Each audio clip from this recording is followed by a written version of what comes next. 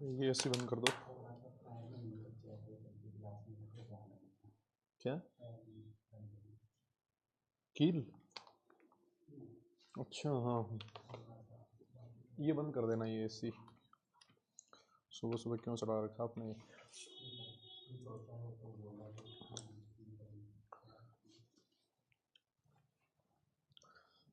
हाँ जी, तो hello and welcome to all my dear students. क्या हाल चाल है आप लोगों के? कैसे हैं आप सब लोग? एक बार फिर से आप सब लोगों का वेलकम। प्रयास जेई 2.0 में हम लोग लास्ट चैप्टर पढ़ रहे हैं हमारे जेई मेन सिलेबस का, जिसका नाम है सॉल्ट एनालिसिस। आज लेक्चर नंबर 9 हम लोग करने वाले हैं। तो बताइए, सब लोग बढ़िया हैं? पढ़ाई वढ़ाई कैसी चल रही है आप लोगों की? गुड मॉर्निंग, नमस्कार नमस्कार।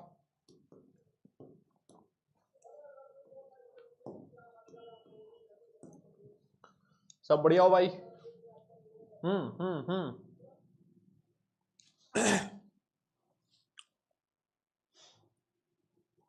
हाँ जी, गुड मॉर्निंग, सुप्रभात, नमस्कार। इसको बंद कर दो आप। AC AC. हाँ जी, नमस्कार नमस्कार, गुड मॉर्निंग। हाँ अबे ठंड कैसी बात कर रहे हो? हमारे यहाँ एसी चल रहा है। बताओ, तुम कह रहे हो ठंड चल रही है? हाँ। हम्म। यस। हाँ जी, तो सबसे फेवरेट क्वेश्चंस आप क्वेश्चंस जो होते हैं आप लोगों के, उनमें से one of the most favourite question, sir ये अभी कितने लेक्चर में खत्म होगा, है ना? तो अभी मुझे जहां तक लग रहा है वेडनेसडे को हमारा सिलेबस खत्म हो जाएगा। ठीक है, वेडनेसडे। वेडनेसडे को बड़े आराम से हो जाएगा, है ना? इजी इजी इजी वे में हो जाएगा। ठीक है, और ये जो चैप्टर है वेडनेसडे वाले पार्ट में मैं मेंस एडवांस सब कुछ करवा दूंगा, है ना? और लास्ट में मैं आपको मेंशन भी कर दूंगा कि जो जेई मेंस का सिलेबस है उनमें कौन कौन से आयंस उसने मेंशन कर रखे हैं। ठीक है, ये भी मैं मेंशन कर दूंगा। डन। तो उसके बाद जब आप मेंस के लिए जाओ तो आप सिर्फ वही चीज पढ़ के जाओ जो उस दिन मैं मेंशन करूंगा कि ये मेंस के सिलेबस का पार्ट है और ये वाला एडवांस का सिलेबस का पार्ट है। ठीक है ना? All right. हाँ, तो थोड़ा फिर उसके बाद आपका थोड़ा सा काम आसान हो जाएगा और भी। ठीक है। हाँ, जितने कैटाइंस दे रखे हैं सारे कैटाइंस जेई मेंस के सिलेबस का पार्ट नहीं है जो हम लोग पढ़ेंगे। कुछ उसमें से जेई एडवांस का भी पार्ट होगा, कुछ जेई मेंस का पार्ट होगा। तो एक बार के लिए हम लोग सारा कर लेंगे, है ना? पहले नहीं बताऊंगा मैं, है ना, कि कौन सा कैटाइन मेंस में एडवांस में है। वैसे आप लोग देख भी सकते हो, लेकिन ये एक बार जब हो जाएगा तो सबसे लास्ट में मैं आपको बता दूंगा कि यार मेंस के लिए पढ़ के जा रहे हो ना तो इतना कर लेना बस। ठीक है, डन। चले। अरे बेटा, पीवाईक्यू सेशन में अगर आप लोग देखोगे ना, इसमें जेई मेंस में कोई बहुत ज्यादा क्वेश्चंस इससे नहीं पूछे गए हैं। पहले ये जेई मेंस के सिलेबस में कहीं पर भी मेंशन नहीं था ये वाला चैप्टर, है ना? तो मेंस में इस पे अलग से कोई पीवाईक्यूज आपको मुश्किल से मिलेंगे। ये सिर्फ और सिर्फ पहले एडवांस में मेंशन था, सॉल्ट एनालिसिस। तो इस बार इसको मेंशन किया गया है जेई मेंस के सिलेबस में भी, है ना? तो इसी वजह से इसके क्वेश्चंस थोड़े से कम मिलेंगे आपको अगर आप पीवाईक्यूज करोगे तो, है ना? इसके एडवांस के पीवाईक्यूज आपको जरूर मिल जाएंगे। ठीक है, डन। तो हम लोग करते हैं अपना सेशन स्टार्ट। ठीक है, आज हम लोग क्या क्या करने वाले हैं देखो। हम लोग लास्ट क्लास में फर्स्ट ग्रुप कैटाइंस जो थे उनके लिए टेस्ट कर रहे थे, है ना? और साथ साथ में मैंने आपको शायद फ्लोराइड आयन और जो बोरेट आयन है इसके जो टेस्ट थे, है ना, वो भी मैंने आपसे कहा था कि भाई खुद से कर लेना इनको। याद है क्या? मैंने कॉपी में दे दिए थे, है ना? कॉपी में इसमें नोट्स में दे दिए थे, आप लोगों ने शायद लिख लिए होंगे। जैसे ही हमारे पास टाइम रहेगा, लेट से एक कोई ग्रुप खत्म हो गया, 2 4 5 मिनट बचे हैं, उस टाइम को हम लोग यूटिलाइज करके इन वाले आयंस के बारे में एक बार मैं फटाफट से बता दूंगा। ये दो आयंस हैं जो जेई मेंस के सिलेबस में मेंशन नहीं है। यस, बोरेट आयन और फ्लोराइड आयन जेई मेंस के सिलेबस में मेंशन नहीं है, बल्कि जो फ्लोराइड आयन है ये तो एडवांस के सिलेबस में मेंशन नहीं है, लेकिन इससे क्वेश्चन वो पूछ लेता है कभी कभी। मेंस में नहीं पूछेगा, आप उसकी टेंशन मत लो। ठीक है ना? तो इसको भी आप लोग चाहो तो मेंस के लिए छोड़ सकते हो। यस। हाँ, फिर उसके बाद हम लोग test for second group questions की बात करेंगे। ठीक है, सेकंड ग्रुप कैटायंस है, आज हम लोग इसका टेस्ट खत्म कर देंगे और फिर उसके बाद 4 टेस्ट और बचेंगे, 2 अगले लेक्चर में और 2 उससे अगले लेक्चर में। फिर उसके बाद हमारा काम खत्म हो जाएगा। जो ग्रुप 6 वाला है, जो हमारा ग्रुप 6 है, उसमें से सिर्फ और सिर्फ एक ही कैटायन हमें पढ़ना है, Mg2+, बाकी हमें नहीं पढ़ना है ना। तो वो वाला तो बहुत ही जल्दी खत्म हो जाएगा, इसीलिए मैं कह रहा हूं वेडनेसडे तक बड़े आराम से मैं आपका सिलेबस खत्म करवा दूंगा। ठीक है, फिर कुछ क्लासेस होंगी केमिस्ट्री की जो हम लोग सचिन सर को दे देंगे मैथ्स के लिए, है ना। तो उनका सिलेबस भी ताकि इसी चैप्टर में इसी वीक में खत्म हो सके, ठीक है ना। और जैसे ही आपका सारा सिलेबस खत्म हो जाएगा फिजिक्स केमिस्ट्री मैथ्स का, उसके बाद में आपका वो जो सेशन है एस ब्लॉक एलिमेंट का, एक आधा छोटा मोटा सेशन मुझे और लेना है अगर कहीं पर, या फिर एस ब्लॉक में मैं घुसा दूंगा उस चीज को, है ना। तो वो वाला सेशन हम लोग उसके बाद करेंगे नेक्स्ट वीक में, इस वीक में नहीं करेंगे, इस वीक में, ताकि आपका सिलेबस खत्म हो चुके, ठीक है। चलो जी आओ बेटा। तो ये देखो, ये फ्लोराइड आयन मैंने आपको लास्ट क्लास में टेस्ट दे रखा था, इसको अभी नहीं बताऊंगा मैं, लास्ट में बात करेंगे इसके बारे में अगर अपने पास टाइम रहा तो, है ना। नहीं भी टाइम रहेगा तो कोई बात नहीं है, आप लोग इसको खुद से भी देख सकते हो या फिर मैं कभी और बता दूंगा, ठीक है ना। तो हम लोग टेस्ट फॉर कैटाइंस पढ़ रहे थे। अच्छा एक चीज बताओ, ये जो कैटाइंस के लिए टेस्ट है, इसमें कुछ टेस्ट ऐसे भी होते थे जो ड्राई टेस्ट होते थे। ये जितने भी हम लोग टेस्ट पढ़ रहे हैं ना, ये जितने भी हम लोग टेस्ट पढ़ रहे हैं, ये कौन से टेस्ट है? वेट वाले टेस्ट है। ये जो ड्राई वाले टेस्ट है इनको भूल मत जाना तुम लोग। क्यों भाई? ये जो ड्राई वाले टेस्ट है ना, इनको भूल मत जाना। याद है इस चैप्टर के स्टार्टिंग में मैंने आपको कुछ ड्राई टेस्ट बताए थे, physical appearance test, flame test, है ना। इसके अलावा charcoal cavity test, borax bead test, याद आया क्या? तो ये वो वाले टेस्ट हैं जो ड्राई टेस्ट हैं, ये हम लोग पहले पढ़ चुके हैं। कोई ये ना सोच ले कि सर मतलब सीधा डायरेक्ट यही पढ़ना है कैटाइंस में, नहीं, इससे पहले हम लोग प्रिलिमिनरी टेस्ट पढ़ चुके हैं। हाँ, ये वाले वेट टेस्ट हैं, ये कंफर्मेटरी टेस्ट हैं, जिससे कंफर्म हो जाता है कि ये वाला जो कैटाइन है ये यही है, ठीक है। डन। हाँ आइए, तो हमने कैटाइंस को टोटल 6 पार्ट में 6 ग्रुप में इस तरह से क्लासिफाई किया था, और एक जो ग्रुप होता था हमारा जीरो ग्रुप होता था, और उसमें हम लोगों ने अमोनियम आयन को रखा था, और इसके लिए हम लोगों ने NaOH या फिर कैल्शियम हाइड्रोक्साइड ग्रुप रिएजेंट रखा था, ठीक है। तो ये हम लोग लास्ट क्लास में पढ़ चुके थे। इसमें बहुत सारी इंपॉर्टेंट चीजें थी जो मैंने आपको बताई थी कि भाई H2S गैस को एसिडिक मीडियम में क्यों लेते हैं, NH4 in the presence of NH4Cl क्यों लेते हैं, H2S गैस को बेसिक मीडियम में क्यों लेते हैं, और ये सारा sodium carbonate in the presence of NH4Cl and NH4OH क्यों लेते हैं, है ना। तो ये सारा सब कुछ हम लोग लास्ट क्लास में पढ़ चुके थे। बहुत इंपॉर्टेंट चीज मैंने आपको लास्ट क्लास में बता दी थी। फिर हमने स्टार्ट किया था ग्रुप 1 के जो कैटाइंस है उनका टेस्ट। ग्रुप 1 के जो कैटाइंस है ना, उसमें हम लोगों ने लिखा था Pb2+, Ag+ और Hg2+, है ना। हमने कहा था कि इसका ग्रुप रिएजेंट होता है डाइल्यूट HCl, तो उसके लिए 3 तरह के व्हाइट प्रेसिपिटेट बनेंगे। इनको याद रखना भी बहुत आसान है ना, क्योंकि तीनों की जो क्लोराइड्स हैं दे आर व्हाइट प्रेसिपिटेट्स। फिर हम लोगों ने सबसे पहले रिएक्शंस लिखी थी, रिएक्शंस फॉर Pb2+, है ना। लास्ट क्लास में हम लोग Pb2+ के लिए रिएक्शंस लिख रहे थे। हमने कहा था कि भाई Pb2+ को जैसे आप HCl डालोगे, है ना, ग्रुप रिएजेंट HCl होता है, तो PbCl2 बनता है, और ये जो PbCl2 होता है ये कॉन्सेंट्रेटेड HCl या फिर एक्सेस KCl में सॉल्युबल हो जाता है ना। PbCl2 कोल्ड वाटर में इनसॉल्युबल होता था, याद आया। PbCl2, PbBr2 और PbI2 ये थोड़ा सा गर्म पानी में सॉल्युबल होता था। PbR2 के लिए हॉट वाटर लेना पड़ता था, और PbI2 के लिए हमें बॉइलिंग वाटर लेना पड़ता था, याद आया क्या, है ना। तो उसका भी मैंने आपको रीजन बताया था, बिकॉज ऑफ द फजान्स रूल, वो हम लोग पढ़ चुके थे। एक्वस H2S के साथ जब Pb2+ रिएक्ट करता है तो PbS का ब्लैक प्रेसिपिटेट बनता है। ये PbS काफी फेमस है। एक चीज मैं आपको और बता देना चाहता हूं, है ना, एक चीज मैं आपको और बता देना चाहता हूं, अगर कहीं पर भी सल्फाइड आ जाए ना, सल्फाइड, चाहे वो किसी का भी सल्फाइड हो, पता नहीं जेई को इस सल्फाइड से इतना प्यार क्यों है कि सल्फाइड्स पे वो काफी सारे क्वेश्चंस देता है जनरली, ठीक है, मेरी बात समझे। जो सल्फाइड्स होते हैं, हाँ, उनका अगर कहीं पर भी कोई कलर आ जाए, उनकी कोई प्रॉपर्टी आ जाए, तो उसको भूल के भी छोड़ना मत, उसको एक बार अच्छे से जरूर पढ़ लेना, क्योंकि सल्फाइड से बड़ा प्यार है जेई को। तो जैसे ही हमने Pb2+ में एक्वस H2S पास किया, हमें PbS का ब्लैक प्रेसिपिटेट मिला। कॉन्सेंट्रेटेड HNO3 में Pb2++ सल्फर का येलो व्हाइट कलर का प्रेसिपिटेट बना देता है। मेरे हिसाब से ये चीज आपको बताने की जरूरत नहीं है ना। येलो और व्हाइट, मैंने आपसे कहा था इनिशियली ये व्हाइट होता है, लेकिन धीरे धीरे जो आपका सल्फर है रोम्बिक सल्फर में कन्वर्ट होने लगता है, और जिसकी वजह से ये येलो कलर का हो जाता है ना। ध्यान रखना इस चीज का। अगर हम लोग एक्वस NH3, अच्छा एक बात बताओ, ये जो एक्वस NH3 लिखा है, क्या मैं इसकी जगह NH4OH लिख सकता हूं क्या? हाँ जी, अरे बोलो ना भाई।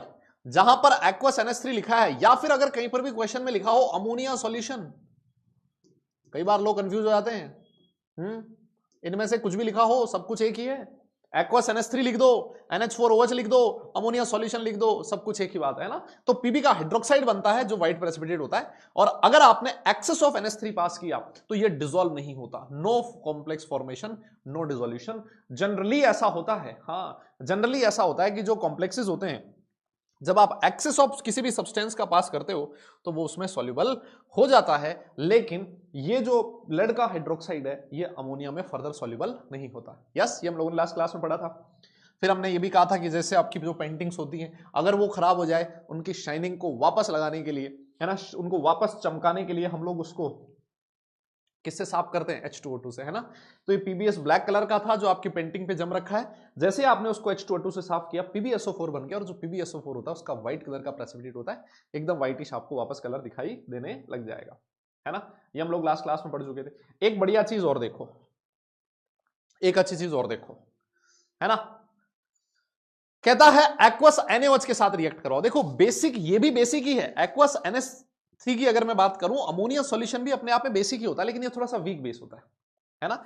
और ये वाला जो NaOH होता है ये हम लोग सारे लोग जानते हैं कि भैया ये स्ट्रॉन्ग बेस होता है, तो बनेगा प्रोडक्ट सेम ही, लेड हाइड्रोक्साइड का। यहां पर भी पीपीटी बनेगा, देखो यहां पर भी लेड हाइड्रोक्साइड का पीपीटी बना था, व्हाइट कलर का प्रेसिपिटेट होता है, सारी दुनिया जानती है इसके बारे में, है ना। लेकिन जो अच्छी बात है वो क्या है कि अगर इसमें एक्सेस ऑफ NaOH आपने पास किया तो ये सॉल्युबल हो जाता है, एक सॉल्युबल कॉम्प्लेक्स का फॉर्मेशन करता है Na2PbOH4। इसका मतलब एक अच्छी प्रॉपर्टी आपको यहां से पता लगी, एक अच्छी प्रॉपर्टी आपको यहां से पता लगी, क्या कि जो लेड हाइड्रोक्साइड होता है वो इनसॉल्युबल है एक्सेस ऑफ अमोनिया में, लेकिन it is soluble in excess of NaOH। Strong base अगर आपने डाला है तो उसमें सॉल्युबल हो जाएगा। डन, मेरी बात समझ में आई? बहुत बढ़िया। फिर उसके बाद एक बढ़िया चीज लिखी है, ये जो आपका कॉम्प्लेक्स है सॉल्युबल कॉम्प्लेक्स, इसमें जो लेड है उसकी ऑक्सीडेशन स्टेट कितनी है, जल्दी बताओ। हाँ भैया, what is the oxidation state of lead, निकाल सकते हो क्या? अरे सर देखो ये है सोडियम 2+, ये हो जाएगा X - 4 = 0, तो यहां से इसकी ऑक्सीडेशन स्टेट कितनी आएगी? +2 आएगी। अगर आपने इसकी रिएक्शन किसी ऑक्सीडाइजिंग एजेंट के साथ करवा दी, किसी ऑक्सीडाइजिंग एजेंट के साथ करवा दी, तो ये ऑक्सीडाइज होके ब्लैक कलर का प्रेसिपिटेट बनाता है, और वो सब्सटेंस कौन सा होता है? PbO2 होता है। ध्यान रखना इस बात का, है ना। Yes yes yes.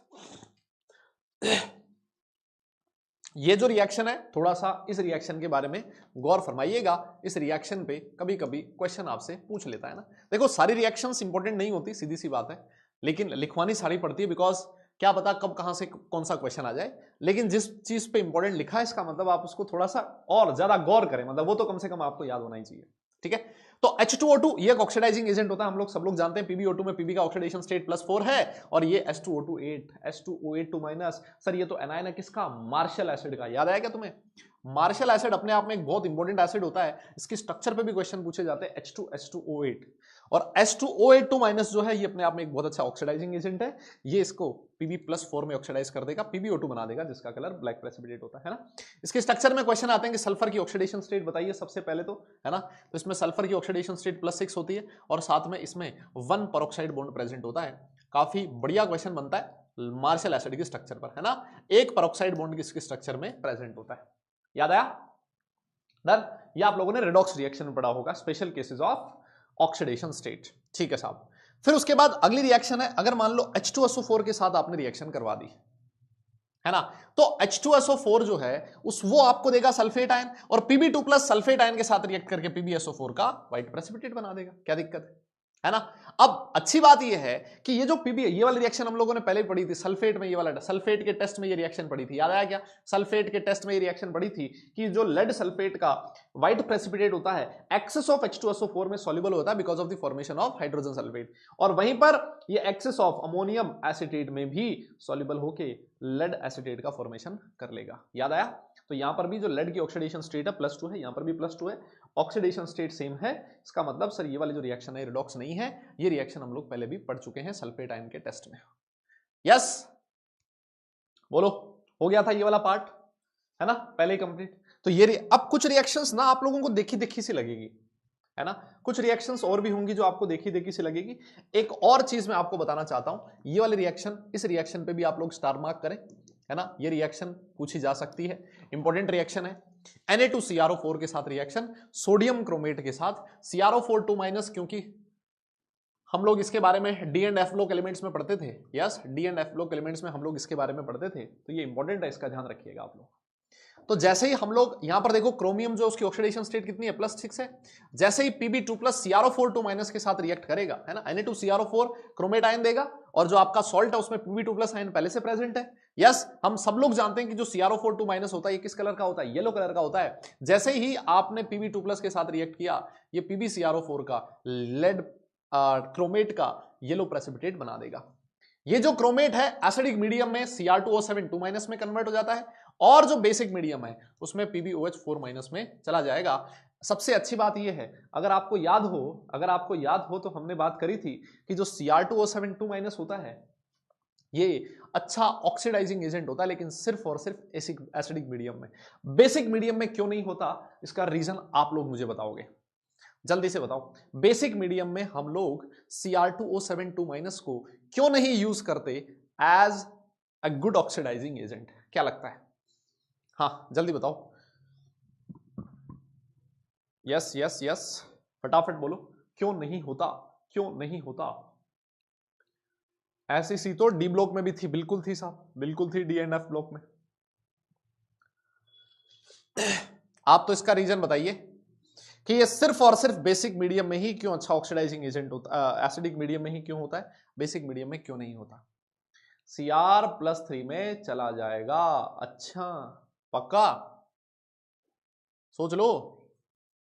हाँ, अच्छा, डिस्प्रोपोर्शनेट हो जाएगा, वाह, अच्छा वाह। एसिडिक में तो बेसिक मीडियम में क्या हो जाता है? अरे तुम्हें याद है, पढ़ नहीं रहे हो तुम लोग, पढ़ नहीं रहे हो भाई, पढ़ नहीं रहे हो तुम, सुन लो मेरी बात को। जो हमारा CrO4 2- होता है ना, ये सिर्फ और सिर्फ बेसिक मीडियम में स्टेबल होता है ना। तो हम लोगों ने पढ़ा था effect of pH. Yes, effect of pH acidic medium में और इफेक्ट ऑफ पीएच Cr2O7 का हम लोग पढ़ चुके हैं। एसिडिक मीडियम में CrO4 2- Cr2O7 में कन्वर्ट हो सकता है, वाइस वर्सा, लेकिन जो CrO4 2- था सर, ये स्टेबल होता है किसमें, बेसिक मीडियम में, है ना। ये चीज मैंने आपको वहां पर लिखवा दी थी। याद आ रहा है कि नहीं आ रहा? कुछ कुछ दिमाग की नसें खोलो, है ना। हाँ, फिर उसके बाद देखो अगली रिएक्शन है Ki के साथ रिएक्शन है, बहुत सिंपल है। PbI2 बनता है, PbI2 का येलो प्रेसिपिटेट बनता है ना, और जो कि सॉल्युबल होता है कॉन्सेंट्रेटेड Ki में। एक्सेस ऑफ Ki अगर आपने डाला तो ये सॉल्युबल हो जाएगा प्रेसिपिटेट। तो एक चीज आप लोग नोटिस करोगे कि जो जो रिएजेंट मैं यहां पर बताता जा रहा हूं ना, लगभग यही रिएजेंट जब मैं अगला केटाइन लिखूंगा Ag+, है ना, Ag+, उसमें भी यही वाला केटाइन आएगा Hg2+, इसमें भी आप लोग देखोगे जनरली यही वाले रिएजेंट यूज होंगे, है ना, दोनों में यूज होंगे। हाँ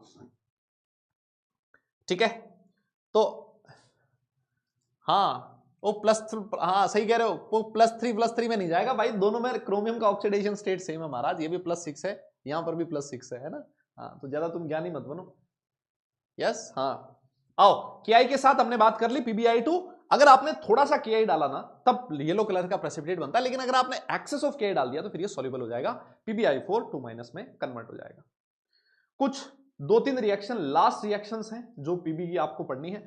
फॉस्फेट आयन का मैंने आपको टेस्ट बताया था, फॉस्फेट आयन में Pb2+ जैसे ही फॉस्फेट आयन डालते हो तो आपको व्हाइट कलर का प्रेसिपिटेट बनता है, लेड फॉस्फेट बन जाता है। यस, लेड फॉस्फेट बन जाता है, ठीक है, बहुत बढ़िया। अगर मैं Cn- के साथ, KCN हो सकता है ना, Cn- के साथ रिएक्ट करवाऊं तो पहले तो व्हाइट प्रेसिपिटेट बनेगा लेड साइनाइड PbCN ट्वाइस का, और अगर आप एक्सेस ऑफ KCN की बात करो तो ये भी डिसॉल्व नहीं होता। यस, ये भी डिसॉल्व नहीं होता। जैसे हम लोगों ने लिखा था PbOH होल ट्वाइस जो होता है वो एक्सेस ऑफ अमोनिया में डिसॉल्व नहीं होता, वैसे ही जो लेड का साइनाइड होता है ये भी एक्सेस ऑफ KCN में डिसॉल्व नहीं होता। एक और बढ़िया सी रिएक्शन है जो कि इंपॉर्टेंट है लेड की, सोडियम कार्बोनेट के साथ रिएक्शन है ना। आपने सोडियम कार्बोनेट आप डाला है एक्सिस में तो आपको मिलेगा बेसिक लेड कार्बोनेट। बेसिक किसकी वजह से, ये रहा, और लेड कार्बोनेट आप लोग जानते ही हो ये किस कलर का होता है, व्हाइट कलर का होता है, इसको व्हाइट लेड भी बोला जाता है ना। ये किस कलर का होता है, व्हाइट कलर का होता है, व्हाइट लेड भी इसको बोला जाता है। थोड़ा सा इंपॉर्टेंट रिएक्शन है, एक बढ़िया कंपाउंड का फॉर्मेशन हो रहा है और इस कंपाउंड के बारे में आपसे पूछा जा सकता है, ठीक है, डन। एक बच्चा पूछ रहा है कि सर केटायन में क्या क्या, सॉरी पेपर में क्या क्या लेके जाना। बेटा पेपर में ना सबसे बड़ी चीज, और कुछ लेके जाओ ना ले जाओ, अपना जो दिमाग है ना वो साथ जरूर लेके जाना, भेजा जरूर लेके जाना अपना, है ना, इसको घर पे मत छोड़ जाना। पेन पेंसिल तो चलो ठीक है, वहां जाने के बाद भी मिल जाएगी, ये रह गया तो नहीं मिलेगा वहां, है ना। हाँ तो मतलब ये तो चलो जेई का जो एग्जाम है ना, अभी तक इस एग्जाम में, जेई और नीट के एग्जाम में थोड़ी सी शालीनता बरती जाती है ना, थोड़ी सी शालीनता बरती जाती है। कैसे कि भाई अगर कोई बंदा आ रहा है जीन्स टी शर्ट में आ रहा है, कोई दिक्कत नहीं है ना, और मान लो कुछ ऊपर से पहन के भी आ रहा है, कोई बात नहीं है, पेन वैन अपना साथ लेके आ रहा है, कोई दिक्कत नहीं है। जो ये गवर्नमेंट एग्जाम्स होते हैं ना, कुछ स्टेट्स में जो एग्जाम्स होते हैं ना, उन स्टेट के एग्जाम्स में पहले से इंस्ट्रक्शन होता है कि आप सिर्फ लोअर पहन के आ सकते हो, है ना, सिर्फ चप्पल पहन के आनी है आपको, छोटी बाजू, है ना, हाफ स्लीव्स टी शर्ट्स ही पहन के आनी है ना। कुछ कुछ लड़कियां जैसे मान लो लॉन्ग पहन के आ जाती है, तो उनको एग्जाम सेंटर के बाहर ही काट देते हैं भैया, कैंची से काट देते हैं। बताओ, ये हालत हो गई आज का, है ना। कहते हैं कि हम लोग चीटिंग को रोक नहीं सकते, तो हम लोग क्या कर रहे हैं, तुम्हें परेशान करेंगे। मतलब ये तो चलो ठीक है, जेई नीट ने अभी थोड़ी सी शालीनता बरती हुई है ना, कि ये सारी चीजें नहीं होती। उधर भैया बड़ी हालत खराब है ना। हाँ यस, चले आगे चले, चलिए जनाब। हाँ जेई में नहीं है अभी, तुम खुशकिस्मत हो ना, तुम लोग जेई का एग्जाम दे रहे हो, इसीलिए तो।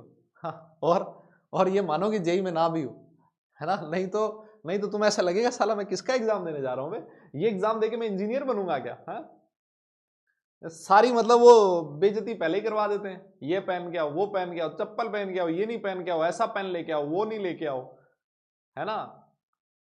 मतलब मुश्किल है भैया। आइए आगे चलते हैं, हम लोग बात करेंगे किसके टेस्ट की, रिएक्शंस फॉर एजी प्लस, है ना। भाई 3 कैटायन हुआ करते थे ना, उसमें से एक कैटायन हम लोगों ने खत्म कर दिया ग्रुप 1 का। ग्रुप 1 में एजी प्लस अब हम लोग पढ़ेंगे, इससे पहले पीबी 2 प्लस था, और HG2 2 प्लस, है ना। मर्क्यूरस आयन अभी थोड़ी देर में पढ़ेंगे। यस चलिए आगे चलते हैं।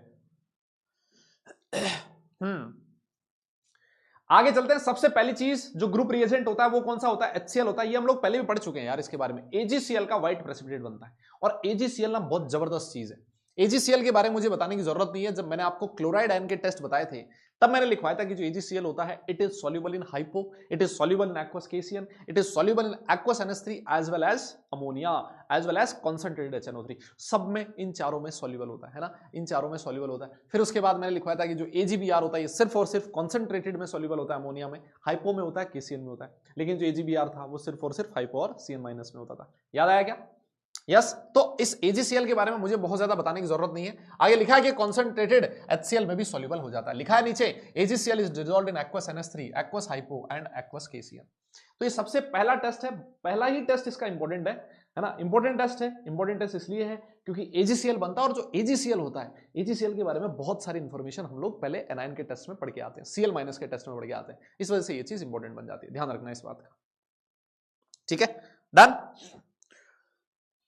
आगे चलते हैं। फिर उसके बाद जैसे ही आप लोगों ने Ag+ में से, Ag+ आपके पास टेस्ट ट्यूब में है, आपने एक्वस H2S पास किया, तो ये देखो फिर से एक सल्फाइड का प्रेसिपिटेट बना है, लेड का सल्फाइड बन गया। और जो लेड का सल्फाइड होता है ये भी किस कलर का होता है, ब्लैक कलर का प्रेसिपिटेट होता है, जैसे PbS होता था, है ना। और जैसे ही सर हम लोग कॉन्सेंट्रेटेड HNO3 के साथ इसको हीट करते हैं तो ये भी किसमें कन्वर्ट हो जाता है, Ag+, साथ में बनेगा आपका सल्फर, NO में साइन उल्टा लगा दिया, है ना, तीर का साइन नीचे है, ये तीर ऊपर जाएगा, नीचे की तरफ नहीं जाएगा, ये वापस से व्हाइट येलो कलर का प्रेसिपिटेट बन जाता है ना। व्हाइट लिख दो, येलो लिख दो, ठीक है, ये बन जाता है। तो इसका मतलब ये हुआ कि जो Ag2S है ये भी कॉन्सेंट्रेटेड HNO3 में सॉल्युबल हो जाता है, हम लोग सब लोग जानते हैं। इसने एक और बहुत बढ़िया चीज लिखी है कि जो Ag2S है ना, Ag2S it is insoluble in ammonium sulphide, ammonium polysulphide, साथ में थायोसाइनेट, CN- NH3 सॉल्यूशन, इनमें सॉल्युबल नहीं होता। लेकिन AgCl जो था वो देखो इनमें से जो था आपका H2O3 उसमें सॉल्युबल था, CN- में सॉल्युबल था, अमोनियम में सॉल्युबल था। लेकिन ये जो Ag2S है ये कहता है मैं किसी में भी सॉल्युबल नहीं हूं। ये रिएक्शन अगर तुम्हें याद हो तो पहले भी पढ़ाई है मैंने, AgCl इन तीनों में सॉल्युबल होगा, और तीनों में सॉल्युबल होने का रीजन है ये 3 कॉम्प्लेक्सेस का फॉर्मेशन करेगा। कॉम्प्लेक्सेस के फॉर्मूले आपके सामने लिखे हैं, लेकिन सबसे बढ़िया चीज मैं आपको और बताता हूं कि जैसे ये कॉम्प्लेक्स बना H2S के साथ रिएक्ट करके वापस से Ag2S का प्रेसिपिटेट बना देता है। ये वाली रिएक्शन इसी वजह से इंपॉर्टेंट बन जाती है, ठीक है ना। ये भी वापस H2S के साथ रिएक्ट करके Ag2S बना देता है, ये कॉम्प्लेक्स भी Ag2S का व्हाइट ब्लैक कलर का प्रेसिपिटेट बना देता है। मेरा क्वेश्चन आपसे ये है, मेरा क्वेश्चन आपसे ये है, पढ़ लो भाई, पढ़ लो यार, हाँ, मेरा क्वेश्चन आपसे ये है कि बताइए ये जो कॉम्प्लेक्सेस हैं ये H2S के रिस्पेक्ट में परफेक्ट हैं या फिर इम्परफेक्ट कॉम्प्लेक्सेस हैं? मेरा क्वेश्चन आपसे ये है। कोऑर्डिनेशन कंपाउंड मैंने आपको बताया था, यस, कोऑर्डिनेशन में मैंने आपको बताया था, जल्दी बताइए। यस यस यस, फटाफट बोलिए। ये जो तीनों कॉम्प्लेक्सेस हैं ये H2S के रिस्पेक्ट में परफेक्ट हैं या फिर इम्परफेक्ट हैं? बताओ, जल्दी बताओ।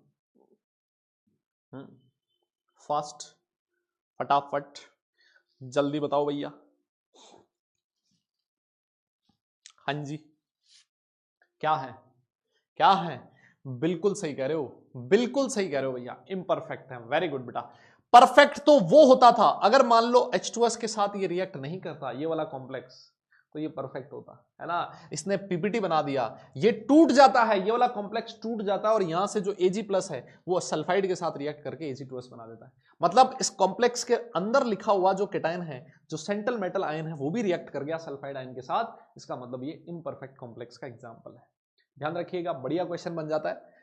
इस पे एक पूरा पैराग्राफ टाइप का क्वेश्चन आपसे पूछा जा सकता है ना। जैसे ही रिएक्शन 2 से 3, 3 से 4 आगे रिएक्शन बढ़ती है ना, यस, तो उसमें इस तरह के आपसे जो क्वेश्चंस होते हैं वो पैराग्राफ टाइप के क्वेश्चन बना के आपसे पूछ सकता है थोड़ा सा। इसी वजह से मैंने कहा ये थोड़ा सा इंपॉर्टेंट है, ध्यान रखना इस बात का, है ना। हाँ, तो ये परफेक्ट आदमी नहीं है, ये इम्परफेक्ट है। आगे चलते हैं और कुछ और बहुत सिंपल सिंपल से टेस्ट के बारे में पढ़ते हैं। बहुत कुछ मुश्किल टेस्ट नहीं है, आसान से टेस्ट है ना।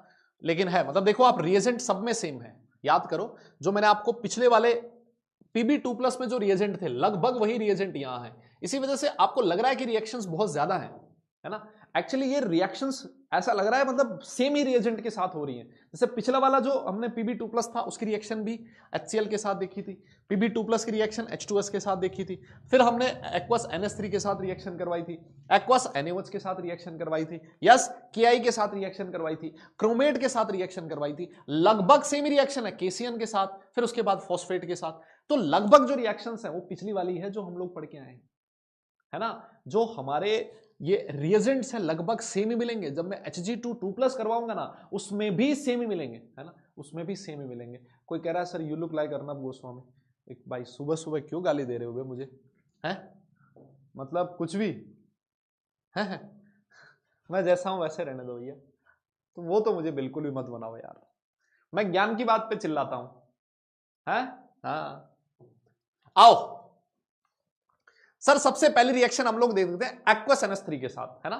एक्वस NH3 बोले तो वापस से मैंने वही कहा, अमोनिया सॉल्यूशन लिख दो या फिर NH4OH लिख दो, आपकी श्रद्धा है, यस, आपकी श्रद्धा है, आपकी मर्जी है। क्या बनेगा वो एक्वस NH3 के साथ रिएक्ट करके Ag2 बनेगा। भैया कोई किसी के सेंटिमेंट हर्ट ना हो जाए यार, सबसे थोड़ी सी दिक्कत ये भी है। कोई ये बोलेगा सर आपने अर्नब गोस्वामी को ऐसे कैसे बोल दिया। मैं क्षमा चाहता हूं ऐसे लोग अगर किनको थोड़ा बुरा लग गया हो, मेरे अपने पर्सनल व्यूज हैं ना, क्योंकि उसके बड़े फैन है इस देश में, है ना। हाँ, तो भाई थोड़ा सा मतलब माफ कर देना मुझे, है ना। आओ, आइए आइए। तो Ag2O का ब्राउन कलर का प्रेसिपिटेट बनता है और जो कि एक्सेस ऑफ अमोनिया में सॉल्युबल हो जाता है। अच्छा सर, लेकिन सर जो लेड वाला था, लेड का जो हाइड्रोक्साइड था सर, वो एक्सेस ऑफ अमोनिया में सॉल्युबल नहीं होता था। याद आया, है ना। अच्छा एक चीज और समझो, हाँ एक चीज और समझो, एक चीज और समझो। अभी थोड़ी देर पहले मैंने जब लेड के साथ रिएक्शन करवाई थी, है ना, तो यहां पर हाइड्रोक्साइड बना था, याद आया कि रिएक्शन, है ना। तो उसका हाइड्रोक्साइड बना था, देखो अभी दिखाता हूं मैं आपको, कहां गया ये वाली रिएक्शन, ये रही देखो। एक्वस अमोनिया के साथ रिएक्ट करके लेड क्या बनाता है, हाइड्रोक्साइड बनाता है। लेकिन जो Ag है वो एक्वस अमोनिया के साथ रिएक्ट करके ऑक्साइड बनाता है, Ag2O का ब्राउन कलर का प्रेसिपिटेट बनता है, जो कि एक्सेस ऑफ एक्वस अमोनिया में सॉल्युबल होता है। यहां पर प्लस का साइन है। अब मुझे ये बताओ यहां पर हाइड्रोक्साइड क्यों नहीं बना, यहां पर हाइड्रोक्साइड क्यों नहीं बना। यस यस, यहां पर जल्दी बताइए, यहां पर हाइड्रोक्साइड क्यों नहीं बना। यस, वेरी गुड भाई, वेरी गुड, बहुत ही बढ़िया। हम लोगों ने, मैं आपको पहले ही बता चुका हूं कि जो नोबल मेटल्स होती हैं, Ag हो गया, Au हो गया, ये जो मेटल्स होती है Hg हो गया, इनके hydroxides are not stable. Yes, इनके हाइड्रोक्साइड्स आर नॉट स्टेबल। तो सर इसी वजह से इसका हाइड्रोक्साइड ना बन के क्या बना है, ऑक्साइड बना है ना। और ये जो ऑक्साइड्स है ये कन्वर्ट हो जाते हैं किसमें, एक्वस अमोनिया में सॉल्युबल हो जाते हैं। डन है ना, ये बढ़िया चीज है, ध्यान रखना इस बात का। और वैसे अगर मैं एक्वस एनएओएच के साथ रिएक्ट करूं फिर वापस हाइड्रोक्साइड नहीं बनेगा, हाइड्रोक्साइड ना बन के क्या बनेगा, ऑक्साइड बनेगा, ब्राउन कलर का पीपीटी बनेगा, है ना। और इसको भी एक्सेस ऑफ एनएओएच में डालोगे ये डिसॉल्व नहीं होता, है ना। तो ये अब की बार उल्टा हो गया, वो एनएओएच में डिसॉल्व था, ये एक्सेस ऑफ अमोनिया में डिसॉल्व है, ठीक है ना। तो ये थोड़ी सी इंपॉर्टेंट रिएक्शन है, ध्यान रखना। ये रिएक्शन हम लोग कितनी बार पढ़ते हैं, एजीआई, एजीआई का येलो कलर का प्रेसिपिटेट बनता है ना, ये चीज हमें पहले से पता है। और अगर मैं क्रोमेट आयन के साथ रिएक्ट कराऊंगा तो Ag2CrO4 ये ब्रिक रेड पीपीटी होता है जो एक्वस अमोनिया में सॉल्युबल हो जाता है और कॉम्प्लेक्स बनता है। इस कॉम्प्लेक्स के तो चर्चे बहुत दूर दूर तक हैं, ये वाला कॉम्प्लेक्स तो हम लोगों ने बहुत बार पढ़ा है, क्यों, AgNH3 ट्वाइस प्लस, ये जो कॉम्प्लेक्स है ना, इसके तो चर्चे दूर दूर तक है भैया। अच्छा एक बात बताओ, क्या ये लीनियर होगा क्या, यस बोलो बोलो, यस यस यस। लो, ये वाला कॉम्प्लेक्स हम लोगों ने काफी बार पढ़ा है ना, तो ये कॉम्प्लेक्स काफी अपने आप में इंपॉर्टेंट कॉम्प्लेक्स है, AgNH3 ट्वाइस प्लस, है ना। तो Ag2CrO4 जब ब्रिक रेड पीपीटी होता है विच इज एक्वस अमोनिया में सॉल्युबल। ये थोड़ा सा क्रोमेट आयन जो है ना, हाँ इसका ध्यान, टॉलेंस रिएजेंट में बताया था, बिल्कुल सही कह रहे हो, है ना, टॉलेंस रिएजेंट वाला यही है ना, ammoniacal silver nitrate, ammoniacal silver nitrate, silver nitrate में जब हम लोग अमोनिया सॉल्यूशन ऐड करते हैं तो सर ये बनता है ना। तो इसका थोड़ा सा ध्यान रखना, जब भी कोई चीज सुनो, कोई चीज इंपॉर्टेंस, कई बार ऐसा लगता है ना तुम्हें कि ये कैसे पता लगा कि ये इंपॉर्टेंट है। एक्चुअली क्या होता है, कुछ कॉम्प्लेक्सेस ऐसे होते हैं, कुछ सब्सटेंसेस ऐसे होते हैं जो इनऑर्गेनिक केमिस्ट्री में भी है, लेकिन उनका कुछ ना कुछ लिंक ना आपको ऑर्गेनिक केमिस्ट्री के साथ मिलेगा। तो एग्जामिनर हमेशा हमेशा ऐसे ही जो कॉम्प्लेक्सेस होते हैं, ऐसे जो कंपाउंड्स होते हैं, ऐसे जो कॉन्सेप्ट्स होते हैं उसको उठाने की कोशिश करता है ना, क्योंकि उसको पता है जब भी मैं ऐसा ये वाला चीज उठाऊंगा तो मल्टीपल चैप्टर्स होते हैं जो रिवाइज हो जाते हैं। एक्चुअली जब पेपर सेट करता है कोई भी एग्जामिनर तो उसको लगभग हर चैप्टर से क्वेश्चंस देने होते हैं, है ना। तो हर चैप्टर से उसको क्वेश्चन देने हैं, और जैसे मान लो नंबर ऑफ चैप्टर बहुत ज्यादा है और नंबर ऑफ क्वेश्चंस उसको कम देने, तो वो क्या करता है, ऐसा कोई टॉपिक ढूंढता है जो 2-3 चैप्टर्स में कॉमन हो, एक देते ही 2-3 में कॉमन आ जाएगा वो, है ना। तो ऐसे जो इंपॉर्टेंट होते हैं कंपाउंड्स, ऐसे ही जो सॉल्ट्स, या फिर मैं ऐसे कह दूं ऐसे ही कोई भी जो कॉन्सेप्ट हो वो इंपॉर्टेंट है, ऐसे कॉन्सेप्ट्स का आप लोगों को ध्यान रखना है। आइए हम लोग आगे चलते हैं, एक्वस केसीएन के साथ रिएक्शन करवाते हैं, एजीसीएन की, है ना, Ag प्लस आयन की। तो Ag प्लस आयन क्या करेगा, AgCN का व्हाइट प्रेसिपिटेट देगा and which is soluble in excess of KCl, है ना। जैसे ही एक्वस लिखा है, एक्वस लिखने का मतलब ही यही है कि सर ये क्या होता है, सॉल्युबल होता है ना, ये क्या होता है, सॉल्युबल होता है। डन। फॉस्फेट, Ag प्लस का जो फॉस्फेट होता है येलो कलर का प्रेसिपिटेट होता है। Ag प्लस का जो आर्सेनेट होता है ये ब्राउनिश रेड होता है, Ag का आर्सेनेट, Ag आर्सेनेट आयन देखो ये रहा AsO4 3- है ना, ये हम लोगों ने पहले पढ़ा था।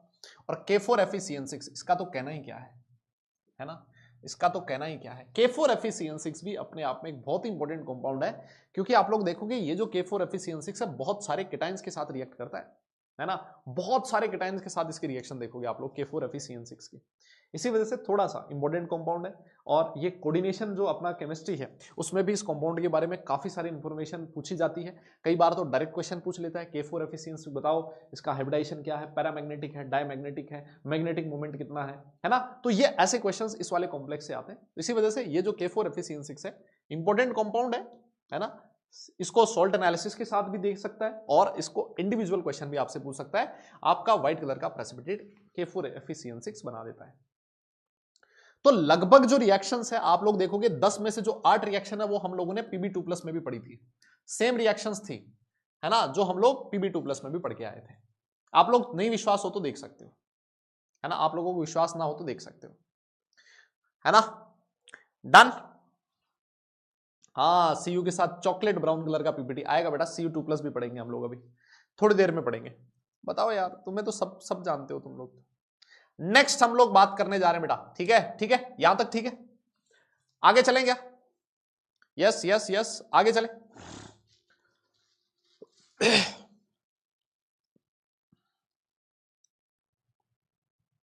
हाँ जी, ठीक है साहब, आइए अगला जो केटायन है जिसके बारे में हमें पढ़ना है वो वाला केटायन है मर्क्यूरस आयन। मर्क्यूरस, ध्यान रखना ये मरकरी आयन नहीं है, Hg2 2+ है, दिस इज Hg2 2+, ये Hg2+ नहीं है, ये दोनों केटायंस अलग अलग हैं, ध्यान रखना इस बात का, ये दोनों केटायंस अलग अलग हैं, ध्यान रखना इस बात का, ठीक है ना। दिस इज Hg2 2+, इसको मर्क्यूरस बोला जाता है, मर्क्यूरिक नहीं बोला जाता है ना, मर्क्यूरिक नहीं है, दिस इज मर्क्यूरस, है ना, ध्यान रखना है थोड़ा सा। हाँ देखो लिखता है कि जो जितने भी मर्क्यूरस सॉल्ट्स होते हैं ना they are diamagnetic in nature, बहुत ही बढ़िया चीज लिखी है इसने, सारे के सारे mercurous salts are diamagnetic in nature. अभी हम लोग बात करेंगे डायमैग्नेटिक क्यों होता है, लेकिन उससे पहले एक बहुत इंपॉर्टेंट चीज आप लोगों को ध्यान में रखनी है, Hg2Cl2, इसको कैलोमल कहते हो आप लोग, है ना, मर्क्यूरस क्लोराइड है कैलोमल। अच्छा कैलोमल का नाम सुना आप लोगों ने, हाँ बताओ जरा जल्दी बताओ, आपने ये कैलोमल कहां नाम सुना है, कैलोमल कहां नाम सुना आपने, कहां पढ़ा है आपने कैलोमल के बारे में, कहां पढ़ा है, ओ भाई इलेक्ट्रोकेमिस्ट्री नाम सुने हो, है ना, अभी अभी तुम लोगों का कंप्लीट हुआ है कैलोमल इलेक्ट्रोड, इलेक्ट्रोकेमिस्ट्री में आप लोग जब डिफरेंट टाइप्स ऑफ इलेक्ट्रोड्स के बारे में पढ़ते थे वहां पर पढ़ाया जाता था, है ना, बहुत इंपॉर्टेंट होता है, कैलोमल के साथ रिएक्शन इंपॉर्टेंट होती है। अब अगला क्वेश्चन आपसे ये पूछा जाता है कि बताओ ये जो मर्क्यूरस सॉल्ट्स होते हैं ये डायमैग्नेटिक इन नेचर क्यों होते हैं, है ना, डायमैग्नेटिक इन नेचर क्यों होते हैं।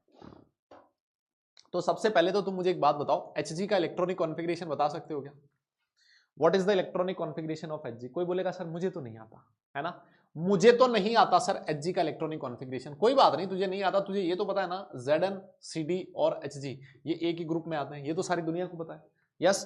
तो अगर यहां से जिंक का इलेक्ट्रॉनिक कॉन्फ़िगरेशन लिखेगा क्या होता है 3d10 4s2, Cd का कैडमियम क्या हो जाएगा फिर 4d10 5s2, तो जो मरकरी है वो क्या हो जाएगा 5d10 6s2, बता यही होगा कि नहीं होगा, है ना, तो इस तरह से आप लोग पता लगा सकते हो। अब एक चीज मुझे बताओ, यहां पर Hg का ऑक्सीडेशन स्टेट कितना है, Hg का ऑक्सीडेशन स्टेट +1 है, तो मैं अगर आपसे कहूं, है ना, अगर मैं आपसे कहूं कि जो Hg+ है उसका इलेक्ट्रॉनिक कॉन्फ़िगरेशन क्या होगा, आप लोग बोलोगे सर वो होता है 5d10 6s1।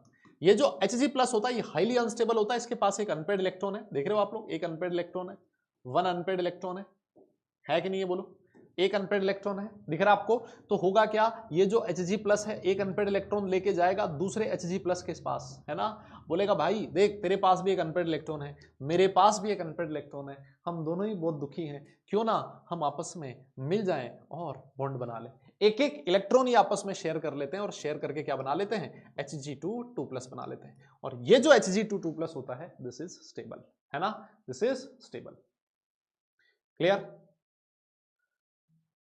है ना।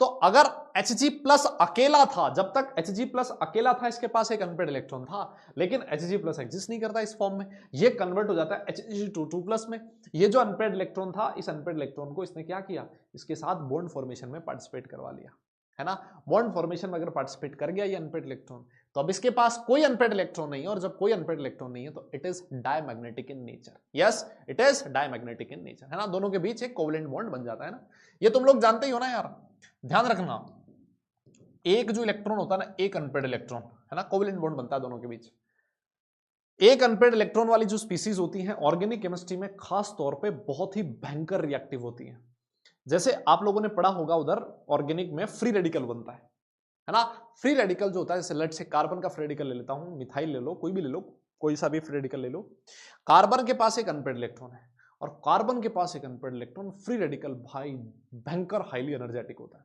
ना, वो भागता रहता है, कूदता रहता है, कोई मिल जाए उसको रिएक्ट करने के लिए, है ना, हर जगह मुंह मारता रहता है वो, जहां पर भी कोई भी एक अनपेयर्ड इलेक्ट्रॉन वाली स्पीसी उसको मिल गई, भाग के उसके साथ बॉन्ड बना लेगा बिना सोचे समझे कि उसका फायदा है या फिर उसका नुकसान है ना। हाँ, तो मतलब सिंगल इलेक्ट्रॉन स्पीसीज जो होती हैं वो काफी रिएक्टिव होती है, डन, हाँ जी, रेडिकल्स में आप लोगों ने पढ़ा, बिल्कुल सही बात है।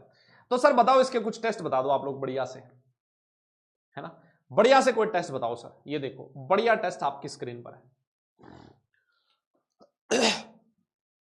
टेस्ट आप लोगों की स्क्रीन पर है, हाँ हाँ हाँ हाँ तुम्हारी तरह देखो कहता है भाई इस ये ग्रुप 1 में आता है ना Hg2, मर्क्यूरस आयन ग्रुप 1 में आता है, और ग्रुप 1 का जो ग्रुप रिएजेंट है वो कौन है, HCl है। तो जैसे ही आप लोग इसको Hg2 को एक्वस HCl में डालोगे, मैंने बताया था व्हाइट कलर का प्रेसिपिटेट बनेगा, है ना, ये हम लोग पहले ही पढ़ चुके। और this white precipitate is soluble in aqueous ammonia. Aqueous ammonia क्या बनाता है, सुनना मेरी बात, ये बनाता है Hg प्लस HgNH2Cl। अच्छा अब समझना, ये जो Hg होता है ये तो ब्लैक कलर का होता है और ये होता है व्हाइट कलर का। अब सोच के देखो, अगर एक है व्हाइट और एक है ब्लैक, तो जो पूरा सॉल्यूशन होगा, वो जो पूरा सॉल्यूशन होगा वो किस तरह का दिखाई देगा सर, वो ब्लैक दिखाई देगा, है ना। पूरा जो सॉल्यूशन है वो ब्लैक दिखाई देता है, लेकिन ध्यान रखना है जो इंडिविजुअल होता है Hg ब्लैक होता है, और ये जो दूसरा सब्सटेंस आपके सामने लिखा है HgNH2Cl, this is white precipitate, है ना। इन दोनों का जो कॉम्बिनेशन है वो ब्लैक होता है। ये मत सोच लेना कि ये भी ब्लैक ये भी ब्लैक, है ना। आप डायरेक्ट ब्लैक लिख दो, अच्छी बात है, लेकिन अगर इंडिविजुअली पूछेगा तो ये ब्लैक और ये व्हाइट है, ध्यान रखना थोड़ा सा इसका, है ना। वेरी गुड, बहुत बढ़िया। अब एक और अच्छी चीज लिखी है, अच्छी रिएक्शन आपके सामने लिखी है H2S। H2S के साथ जो रिएक्शन होती है वो इंपॉर्टेंट ही होती है, क्योंकि मैंने आपसे बोला है जो सल्फाइड्स होते हैं, है ना, जो सल्फाइड्स होते हैं उनको जेई से बहुत बड़ा प्यार है। सल्फाइड्स के बारे में बहुत सारे क्वेश्चंस पूछता है ना, तो थोड़ा सा ध्यान रखना है। तो जैसे आपने H2S के साथ रिएक्शन करवाया, Hg प्लस HgS बनेगा, दोनों ही ब्लैक है, मजा आ गया, ये भी ब्लैक ये भी ब्लैक, बहुत बढ़िया है। सॉल्यूशन एज अ होल भी कैसा रहेगा, ब्लैक होगा। लेकिन तुम मुझे एक बात बताओ, क्या ये जो रिएक्शन है, क्या ये डिस्प्रपोर्शनेशन रिएक्शन का एग्जाम्पल है क्या, समझना, क्या ये जो रिएक्शन है ये डिस्प्रपोर्शनेशन रिएक्शन का एग्जाम्पल है क्या ये रिएक्शन डिस्प्रपोर्शनेशन रिएक्शन का एग्जाम्पल है क्या, जल्दी बताइए, क्या ये रिएक्शन डिस्प्रपोर्शनेशन रिएक्शन का एग्जाम्पल है क्या। यस यस यस है क्या सर, दिख रहा है, यहां Hg का ऑक्सीडेशन स्टेट +1 है, यहां है 0 और यहां पर है +1 +2, +1 से 0 रिडक्शन, +1 से +2 ऑक्सीडेशन, एक ही एलिमेंट का ऑक्सीडेशन तो रिडक्शन हो रहा है, इसका मतलब सर ये डिस्प्रपोर्शनेशन रिएक्शन है। आप लोग देखोगे Hg2+ जो है, Hg2+ ये बहुत सारी केमिकल रिएक्शंस में डिस्प्रपोर्शनेट होगा। इसके जो मैक्सिमम रिएक्शंस होगी उन मैक्सिमम रिएक्शंस में इसका डिस्प्रपोर्शनेशन होगा, क्योंकि अभी मैं आपको बता चुका हूं थोड़ा सा स्टेबल कम होता है, ये डिस्प्रपोर्शनेट होके Hg या फिर Hg2+ में चला जाता है ना। जैसे ये वाली रिएक्शन देखिए ना, ये देखो इसमें भी तो डिस्प्रपोर्शनेशन ही हो रहा है, ये यहां से डिस्प्रपोर्शनेट हो रहा है, यस, इस वाली रिएक्शन में भी डिस्प्रपोर्शनेट हो रहा है। एक बढ़िया चीज लिखिए कि ये जो दोनों होते हैं both are soluble in aqua regia. अरे भैया एक्वा रेजिया में तो बड़े बड़े सॉल्युबल हो जाते हैं, इनकी तो बिसात ही क्या है ना। एक्वस रेजिया तो सोने चांदी को भी घोल देता है, उनको भी सॉल्युबल बना देता है ना। तो ये एक्वस रेजिया में सॉल्युबल होते हैं, लेकिन ध्यान रखना ये जो HgS है ये सॉल्युबल है सोडियम सल्फाइड में एंड सोडियम डाइसल्फाइड में। अच्छी बात ये लिखिए कि जो Hg होगा वो soluble in sodium disulphide but insoluble in sodium sulphide. Yes, ध्यान रखना। अगर दोनों में से पता लगाना हो कि भाई ये जो ब्लैक कलर आया है Hg और HgS में अगर डिस्टिंग्विश करना है तो आप ऐसे कर सकते हो, है ना। कोई आपसे पूछ ले कि सर Hg भी ब्लैक होता है ना, और मरकरी का सल्फाइड जो है वो भी ब्लैक होता है HgS भी, सर कैसे पता लगेगा कि दोनों बने हैं कि नहीं बने, है ना। तो आप लोग क्या कर सकते हो, ये वाले टेस्ट कर सकते हो। जो बेचारा HgS है बोलेगा भाई मैं सोडियम सल्फाइड ले आओ, सोडियम डाइसल्फाइड ले आओ, दोनों में सॉल्युबल हूं। ये कहता है सोडियम सल्फाइड में सॉल्युबल नहीं हूं, सोडियम डाइसल्फाइड में जरूर सॉल्युबल हूं, है ना। तो दोनों में डिस्टिंग्विश कर सकते हो कि ये वाला जो प्रेसिपिटेट है किसकी वजह से आया, या फिर दोनों जगह दोनों वहां पर प्रेजेंट है या फिर नहीं है। यस, डन, क्लियर है ना। तो ये सल्फाइड की जो रिएक्शंस होती है मैं हमेशा बोलता हूं इंपॉर्टेंट होती है, थोड़ा सा ध्यान रखना। ये देखो एक और रिएक्शन, एक और रिएक्शन Hg2NO3 मर्क्यूरस नाइट्रेट ले रखा है, यहां पर भी जो Hg है उसका ऑक्सीडेशन स्टेट +1 है, अमोनिया के साथ रिएक्शन लिखोगे वापस से डिस्प्रपोर्शनेशन हो जाएगा, चाहो तो देख लो, वापस से डिस्प्रपोर्शनेशन हो गया है, चाहो तो देख लो, वापस से डिस्प्रपोर्शनेशन हो गया है, चाहो तो देख लो। सर Hg अभी हम लोगों ने लिखा ब्लैक होता है, और ये जो दूसरा सब्सटेंस आपके सामने HgO देखो, HgO में Hg की ऑक्सीडेशन स्टेट +2 है, yes this is amide Hg2+, this is nitrite, ये -1 ये -1, तो यहां पर भी Hg+2 ऑक्सीडेशन स्टेट में। तो ये कैसा होता है, व्हाइट कलर का प्रेसिपिटेट होता है। वापस से वो देखो ये ब्लैक था ये व्हाइट है, तो सॉल्यूशन एज अ होल कैसा हो जाएगा, ब्लैक हो जाएगा, है ना। तो वो पूरा कैसे दिखाई देगा आपको, ब्लैक कलर का दिखाई देगा, है ना। जो प्रेसिपिटेट होगा किस कलर का दिखाई देगा, ब्लैक कलर का दिखाई देगा। सर यहां पर भी डिस्प्रपोर्शनेशन है, यहां पर Hg 0 ऑक्सीडेशन स्टेट में है, +1 से 0 +1 से +2, वापस बार बार वही चीज आ रही है, Hg2 बहुत सारी जगह आपको डिस्प्रोपोर्शनेट होता हुआ दिखेगा, ध्यान रखना इस चीज का। एक्वस NaOH के साथ रिएक्शन देख लो, Hg2O हम लोगों ने बात करी थी, जब NaOH के साथ रिएक्शन होती है तो बनना चाहिए हाइड्रोक्साइड, हाइड्रोक्साइड नहीं बनता बिकॉज Hg का हाइड्रोक्साइड स्टेबल नहीं है, वो कन्वर्ट हो जाता है ब्लैक प्रेसिपिटेट में, और थोड़ा सा भी अगर आपने इसको हीट कर दिया तो वापस से डिस्प्रोपोर्शनेट हो जाएगा, है ना। Maximum reactions of Hg2 are disproportionation reaction. Done. वापस से रिएजेंट आप लोग चेक कर लो, डाइल्यूट HCl, लास्ट वाले में भी रिएजेंट था, H2S पहले दोनों टेस्ट में रिएजेंट था, एक्वस NH3 पहले दोनों टेस्ट में रिएजेंट था, एक्वस NaOH ये भी रिएजेंट था, रिएजेंट सेम ही है, हर बार अलग अलग रिएजेंट नहीं पढ़ रहे हो, तो इससे हमारे लिए जो पढ़ना है उसमें आसानी होती है। देखो Ki पहले भी था, CrO4 पहले भी था, KCN भी पहले भी था, है ना।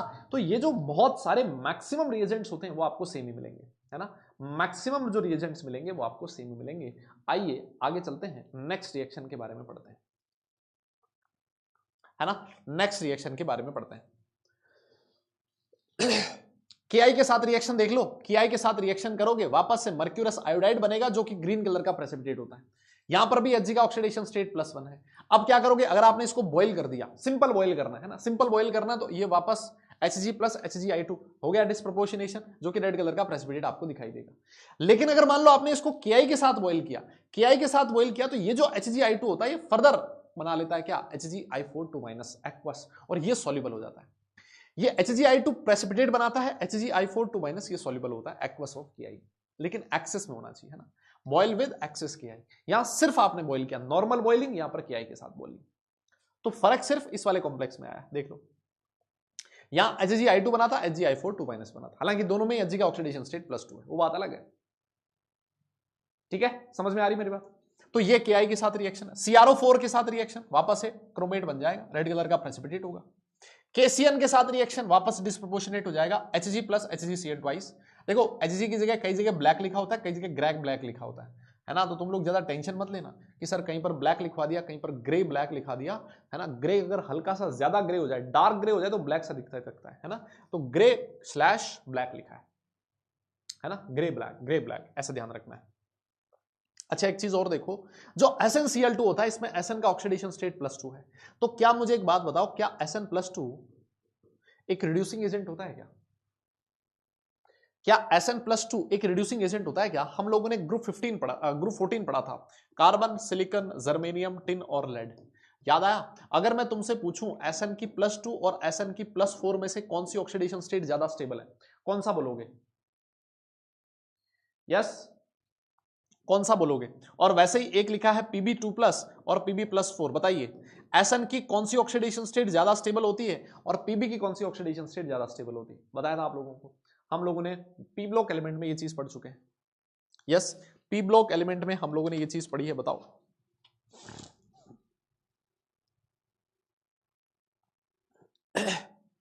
पढ़ा हम लोगों ने ये चीज,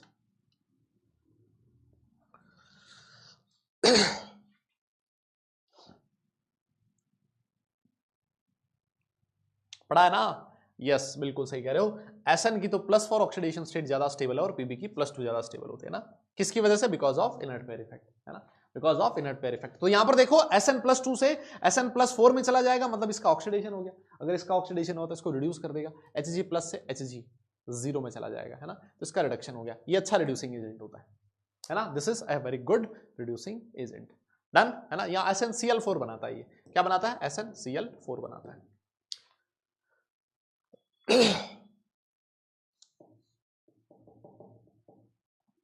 ठीक है जनाब, चले आगे चलें।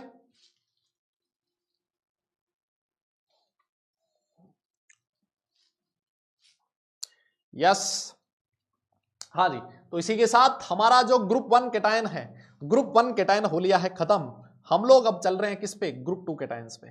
किस पे चल रहे हैं? ग्रुप 2 केटायंस पे, ग्रुप 2 केटायंस पे। यस, ग्रुप 2 केटायंस पे। आइए ग्रुप 2 केटायंस की हम लोग बात करने वाले हैं, ठीक है ना। तो ग्रुप 2 में मैं आपको बता चुका हूं कि सेकंड ए और सेकंड बी, सेकंड ग्रुप को हम लोगों ने 2 सब ग्रुप में डिवाइड कर रखा है। एक है सेकंड ए और सेकंड बी। मैंने आपको बताया था कि जो सेकंड बी है इसको हम लोगों को नहीं पढ़ना है ना। सेकंड बी में सिर्फ एक केटायन ऐसा है जिसका टेस्ट लैब मैनुअल में दिया है मेरे हिसाब से, है ना, वो मैं आपको पढ़ा दूंगा, वो मैं आपको बता दूंगा, लेकिन बाकी किसी केटायन के बारे में हमें नहीं पढ़ना है, सिर्फ और सिर्फ इन्हीं के बारे में पढ़ना है। और मैं आपकी जानकारी के लिए बता दूं, जैसे कि जेई को किसी पर्टिकुलर टॉपिक से ज्यादा प्यार होता है, उनमें से जो ज्यादा प्यार वाला टॉपिक है वो है Cu2+। Cu2+ पे वो भर भर के क्वेश्चन पूछता है ना। तो अगर सबसे ज्यादा इंपॉर्टेंट कैटायंस की अगर मैं बात करूंगा ना कहीं पर भी, है ना, सबसे ज्यादा इंपॉर्टेंट कैटायंस के बारे में अगर मैं कहीं पर भी बात करूंगा ना, तो वो Cu2+ उस कैटेगरी में जरूर आएगा, Cu2+ उस कैटेगरी में जरूर आएगा, है ना। तो Cu2+ जो कैटायन है इसका थोड़ा सा अच्छा ध्यान रखना है ना, इसको नहीं भूलना, इसको पुचकार पुचकार के पढ़ना है ना हमें। तो सर इसका जो ग्रुप रिएजेंट होता है मेटल कौन होता है, H2S gas in acidic medium, याद आया, इनका acidic medium H2 gas in acidic medium group reagent होता है। जैसे ही मान लो आपके पास सॉल्ट है किसी ग्रुप 2 का, आपने उसमें जैसे ही H2S गैस डाली इन एसिडिक मीडियम, क्या बनेगा, सल्फाइड्स बनेंगे, क्या बनेंगे, सल्फाइड्स बनेंगे। अब ये जो सल्फाइड्स होते हैं उसमें आपको डालना है YAS। सर ये YAS क्या है बेटा, इसको बोला था येलो अमोनियम सल्फाइड, है ना, क्या बोला था, अमोनियम सल्फाइड, आप लोग बोल सकते हो, येलो कलर का होता है तो YAS, yellow ammonium sulphide. Yellow ammonium sulphide का फॉर्मूला आपके सामने लिखा है अमोनियम सल्फाइड, और जो सल्फाइड में X का वैल्यू है 2 से लेकर 6 तक हो सकता है, ठीक है ना, this is yellow ammonium sulphide.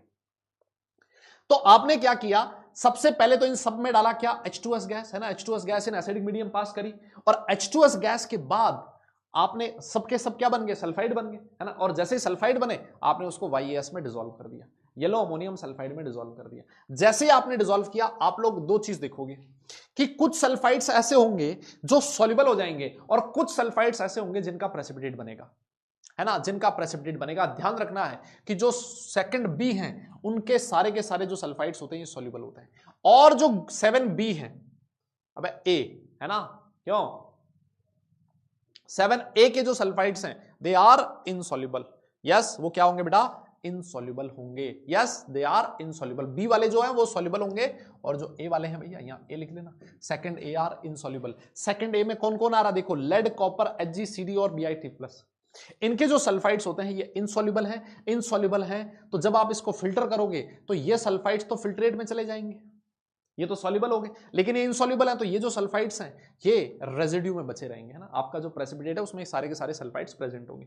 अब आपको क्या करना है, ये जो आपका प्रेसिपिटेट आया है, ये जो रेजिड्यू आया है, इसमें डालना है क्या, hot and concentrated, hot and dilute HNO3, क्या डालना है, हॉट एंड डाइल्यूट HNO3। तो जैसे आप हॉट एंड डाइल्यूट HNO3 डालोगे, आप लोग देखोगे कुछ सल्फाइड्स ऐसे हैं, कुछ सल्फाइड्स ऐसे हैं जो सॉल्युबल हो जाएंगे, और सिर्फ एक सल्फाइड ऐसा होगा जो इनसॉल्युबल होगा, HGS। और इस HGS को सॉल्युबल करवाने के लिए जरूरत पड़ती है किसकी, एक्वारेजिया की।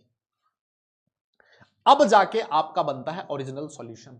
याद आया कुछ, ओरिजिनल सॉल्यूशन बनाते थे हम लोग, है ना, ओरिजिनल सॉल्यूशन बनाते थे हम लोग। सॉल्ट होता है, सॉल्ट को सबसे पहले ठंडे पानी में डालते हैं, अगर सॉल्युबल हो जाए तो हमारा ओरिजिनल सॉल्यूशन बन गया, नहीं हुआ तो फिर हम लोग हॉट वाटर डालते हैं, फिर नहीं हुआ तो डाइल्यूट HNO3 डालते हैं, फिर नहीं हुआ तो कॉन्सेंट्रेटेड HNO3 डालते हैं, है ना, फिर भी नहीं हुआ तो फिर हम लोग एक्वारेजिया, है ना, सबसे लास्ट में हमारे पास हथियार क्या होता था, एक्वारेजिया होता था।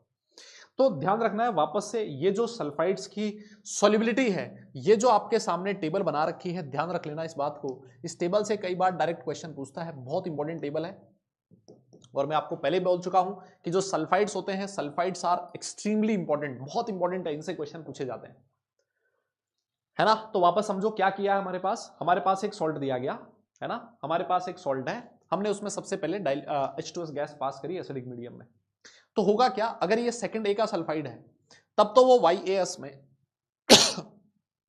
सॉल्युबल नहीं होगा, और अगर मान लो वो सेकंड बी का सल्फाइड है तो वो सॉल्युबल हो जाएगा। तो दोनों में पता लग गया, है ना, दोनों में पता लग गया कि कौन सॉल्युबल है और कौन सॉल्युबल नहीं है, सेकंड ए है या सेकंड बी है, यहां से आइडिया लग जाएगा। फिर क्या करना है साहब, सेकंड बी के इनसॉल्युबल है, कोई बात नहीं, अब इसमें आप डाल दो हॉट एंड डाइल्यूट HNO3। जैसे आप डालोगे सिर्फ Hg के सल्फाइड को छोड़ के बाकी सारे के सारे जो सल्फाइड्स होते हैं सॉल्युबल हो जाएंगे।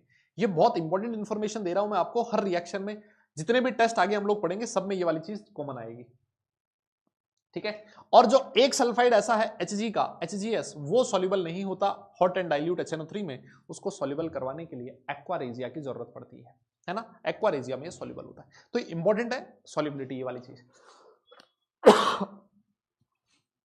ठीक है, क्या हो गया भाई? चलो जनाब, तो सर अब सबसे पहले जो Pb2+ है इसको वापस नहीं पढ़ेंगे। यस, इसको वापस नहीं पढ़ेंगे। Pb2+ के टेस्ट हम लोग पढ़ चुके हैं, तो बधाई हो, एक के टाइम कम हो गया आपका, है ना, एक के टाइम कम हो गया। मैं डायरेक्ट पढ़ाने जा रहा हूं कौन सा, Hg2+।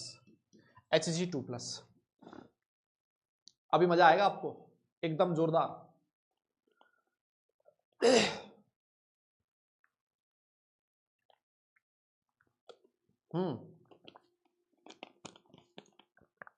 आओ जी।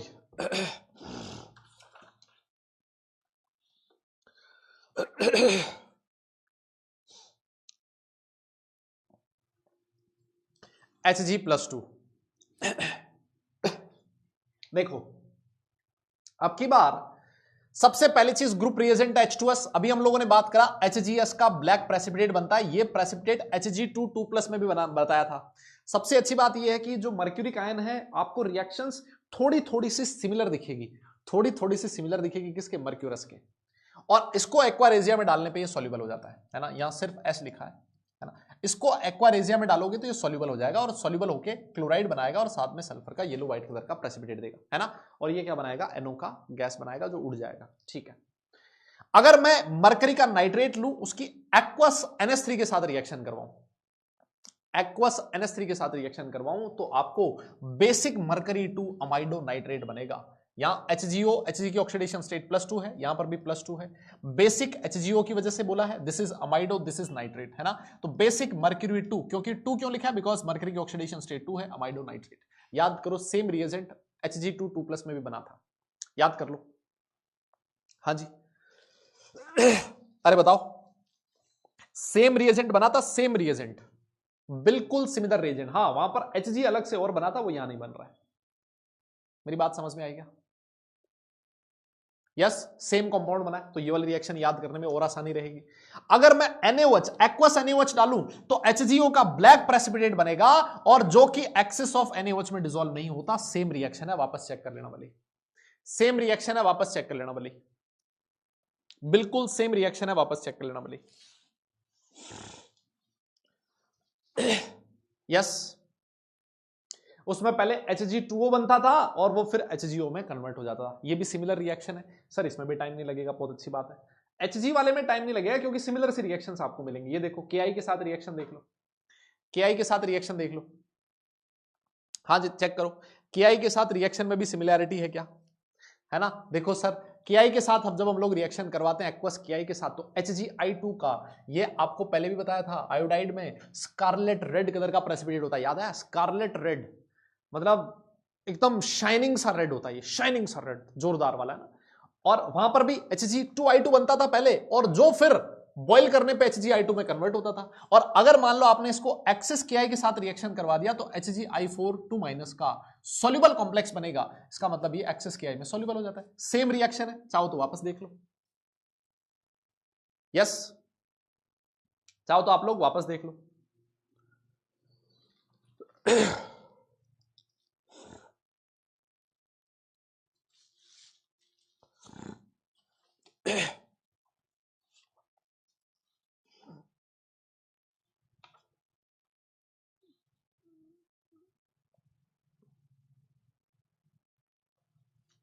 डन डन डन, बहुत बढ़िया। SnCl2 के साथ, SnCl2 मैंने आपसे कहा अभी थोड़ी देर पहले, सर एक रिड्यूसिंग एजेंट होता है, रिड्यूसिंग एजेंट होता है तो खुद ऑक्सीडाइज हो जाएगा, Sn+2 से +4 में चला जाएगा और ये +2 से +1 में भेज देगा इसको, तो ये रिडक्शन की रिएक्शन है। वहां पर Hg+ होता था जो कि Hg2+ में जाता था, यहां उल्टा हो गया। अब ये जो Hg2Cl2 है ये फर्दर SnCl2 के साथ रिएक्ट करेगा। अगर आपने SnCl2 एक्सिस में ले रखा है तो वापस से Hg+ SnCl4 बन जाएगा। यहां पर Hg+1 में है, ये इसको फर्दर रिड्यूस करके किस में डाल देगा, 0 में डाल देगा। तो SnCl2 एक अच्छा रिड्यूसिंग एजेंट होता है, पहले +2 से +1 में रिड्यूस किया, अगर आपने SnCl2 एक्सिस में लिया तो +1 से 0 में रिड्यूस हो जाएगा। बताइए, बिल्कुल सेम रिएक्शन है ये वाली भी। हम लोग जो पिछली वाली रिएक्शन थे वो कहां से स्टार्ट कर रहे थे, यहां से स्टार्ट कर रहे थे। Hg2Cl2 को हम लोग रिड्यूस करवाते थे SnCl2 के साथ, तो डायरेक्ट Hg+ SnCl4 बन रहा था। अब हम लोग एक स्टेप पीछे आ गए, Hg2+ है हमारे पास, पहले SnCl2 के साथ Hg+1 बनेगा और फर्दर SnCl2 ऐड करने से Hg0 में कन्वर्ट हो जाएगा। ये वाला रिएक्शन भी हम लोगों ने, पिछला वाला सा सेम रिएक्शन है, कोई बहुत ज्यादा डिफरेंस नहीं है। ठीक है, बहुत अच्छी बात है सर। ये वाला रिएक्शन इंपॉर्टेंट है, ये वाला रिएक्शन इंपॉर्टेंट है। कोबाल्ट थायोसाइनेट के साथ रिएक्शन, कोबाल्ट थायोसाइनेट के साथ रिएक्शन इंपॉर्टेंट रिएक्शन है। देखो जी, आपके पास Hg2+ सॉल्यूशन में प्रेजेंट है, कोबाल्ट थायोसाइनेट। देखो ऐसे लिखा हो सकता है, या तो कोबाल्ट थायोसाइनेट का फॉर्मूला लिखा हो सकता है, या फिर आपको दो अलग अलग आयन भी दे सकता है। कोबाल्ट आयन दे रखा है और साथ में थायोसाइनेट आयन दे रखा है। ऑब्वियस है ये दोनों प्रेजेंट है, ये एक ही बात है ना, दोनों में से कुछ भी दिखाओ एक ही चीज है। तो आपको डीप ब्लू कलर का प्रेसिपिटेट मिलेगा। अब ये जो कंपाउंड है इसका फॉर्मूला ऐसे भी लिखा हो सकता है और ऐसे भी लिखा हो सकता है, ध्यान रखना। यस यस, दोनों तरह से ही इसका फॉर्मूला लिखा हो सकता है। सर ये दो तरीके से फॉर्मूला क्यों लिखा है, इसका रीजन भी है। देखो इसका रीजन भी है कि इस वाले में जो Hg है उसके साथ ये जो सल्फर है वो कोऑर्डिनेट बॉन्ड का फॉर्मेशन कर रहा है, और ये वाला जो फॉर्मूला है इस वाले में नाइट्रोजन जो है वो कोबाल्ट के साथ कोऑर्डिनेट बॉन्ड का फॉर्मेशन कर रहा है। एक्चुअली होता क्या है कि ये ऐसा डीप ब्लू कलर का प्रेसिपिटेट है जिसमें Hg सल्फर के साथ कोऑर्डिनेट बॉन्ड बनाता है और नाइट्रोजन कोबाल्ट के साथ कोऑर्डिनेट बॉन्ड बनाता है। तो इस वजह से फॉर्मूला कई जगह पर ऐसे भी लिखा हो सकता है या फिर ऐसे भी लिखा हो सकता है। कंफ्यूज नहीं होना आपको, यस कंफ्यूज नहीं होना आपको। बोलो डन। तो ये वाली जो रिएक्शन है ये थोड़ी सी अलग रिएक्शन है ना, ये वाली जो रिएक्शन है ये थोड़ी सी डिफरेंट रिएक्शन है। बाकी शुरू की जो 5 रिएक्शन है एज इट इज सेम है। यस, पांचों रिएक्शन जो मर्क्यूरस की थी लगभग वैसी है। कई बार हम लोग एक स्टेप पीछे से स्टार्ट हो रहे हैं, कई बार एक स्टेप आगे से स्टार्ट हो रहे हैं। समझ में आ गई? Yes, very good. आगे चलते हैं। Hg2+ के जो टेस्ट है वो हो गए खत्म। अब हम लोग बात करने वाले हैं किसके, Bi3+ है ना, बिस्मथ का आयन है, उसके टेस्ट के बारे में बात करेंगे। बिस्मथ का टेस्ट आओ, क्या लिखा है? सबसे पहली चीज, ग्रुप रिएजेंट कौन होता है? H2S gas in acidic medium. क्या बनेगा? बिस्मथ का सल्फाइड बनेगा, ब्राउनिश ब्लैक कलर का प्रेसिपिटेट होता है। आप लोग देखो, मतलब जितने भी सल्फाइड्स आ रहे हैं ना, लगभग है ना, लगभग सारे की बात नहीं कर रहा, लगभग जो सल्फाइड्स है they are black in nature, है ना। तो अगर मान लो कहीं पर भी कोई सल्फाइड बन रहा हो और आपको कलर याद नहीं आ रहा, आपको तुक्का लगाना है। वैसे तुक्का लगाना गलत बात है, मैं नहीं बोलता हूं जनरली, है ना, लेकिन फिर भी अगर आपको लगाना हो तो सल्फाइड आयन पे हल्का सा आप रिस्क ले सकते हो, ब्लैक लिख सकते हो उसके लिए, है ना, हल्का सा, हर जगह रिस्क नहीं लेना, है ना। लेकिन अगर मान लो ऐसा है कि यार आपको लग रहा है कि 50-50 सा हो गया है और अब अगर ब्लैक की बात करें तो मजा आ जाएगा, तो ब्लैक आप वहां लगा सकते हैं, ठीक है ना। अभी मैंने आपको बताया कि ये जो सल्फाइड होता है, बिस्मथ का सल्फाइड, Hg के सल्फाइड को छोड़ के बाकी सारे के सारे सल्फाइड्स होते हैं वो हॉट एंड डाइल्यूट HNO3 में सॉल्युबल होते हैं, तो कॉन्सेंट्रेटेड में भी होगा, कोई दिक्कत नहीं। आपने जैसे कॉन्सेंट्रेटेड HNO3 के साथ हीट किया, सॉल्युबल हो गया, है ना, सल्फर का प्रेसिपिटेट बनाएगा, Bi3+ बना देगा। और कॉन्सेंट्रेटेड HCl के साथ भी H2S गैस रिलीज करते हुए BiCl3 बनाता है ना। यहां बिस्मथ +3 ऑक्सीडेशन स्टेट में प्रेजेंट है, ये भी सॉल्युबल बन जाता है ना। हाँ, फिर उसके बाद अगर मान लो Ki के साथ रिएक्शन करवाई आपने, बिस्मथ का आयोडाइड बनेगा जो कि ब्लैक कलर का प्रेसिपिटेट होता है, और एक्सेस ऑफ Ki डालने से ये ऑरेंज सॉल्यूशन में कन्वर्ट हो जाता है। इसका मतलब ये है सर, इसका मतलब ये है कि दिस इज सॉल्युबल इन, और this is soluble in access Ki।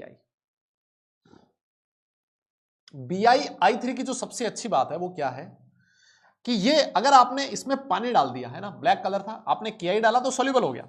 अगर आपने इसमें पानी डाला तो आपको ऑरेंज कलर की टर्बिडिटी दिखाई देगी। देखो ऐसे सब्सटेंस आपने बहुत कम देखे होंगे। दिस इज ऑक्सी आयोडाइड, ये बिस्मथ का ऑक्सी आयोडाइड है। यहां बिस्मथ की ऑक्सीडेशन स्टेट देखो, ऑक्सीजन -2 और आयोडीन -1, तो बिस्मथ का ऑक्सीडेशन स्टेट +3 है।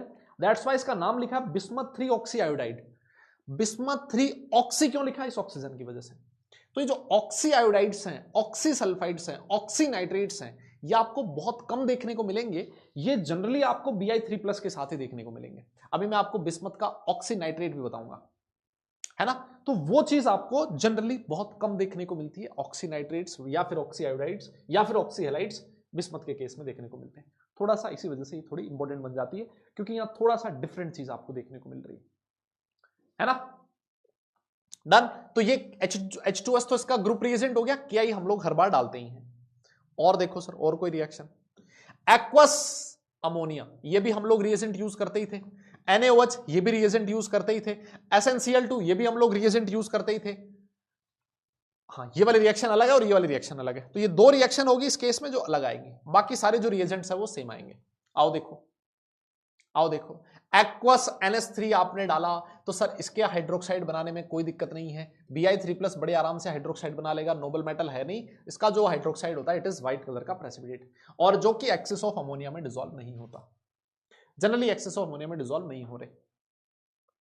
अगर आपने एक्वस NaOH के साथ रिएक्ट करवाया तब भी आपको हाइड्रोक्साइड ही मिलेगा, बिकॉज इसका हाइड्रोक्साइड स्टेबल है। यस, और यहां पर बिस्मथ की ऑक्सीडेशन स्टेट +3 है, हीट करने से ये कन्वर्ट हो जाता है येलोइश व्हाइट कलर के प्रेसिपिटेट में, है ना, और ये बन जाता है बिस्मथ का ऑक्सी हाइड्रोक्साइड। क्या बन जाता है? Oxy hydroxide. ठीक है, और अगर आपने H2O2 के साथ रिएक्ट करवाया, H2O2 इसको कन्वर्ट कर देता है BiO3- में, Bi का ऑक्सीडेशन स्टेट यहां +5 हो गया, तो ये +3 से +5 में चला गया। H2 एक ऑक्सीडाइजिंग एजेंट होता है, बड़े आराम से इसको +5 में कन्वर्ट कर देता है ना, और ये अब अपने आप में एक अच्छा ऑक्सीडाइजिंग एजेंट बन जाता है। This is yellowish brown. कैसा होता है?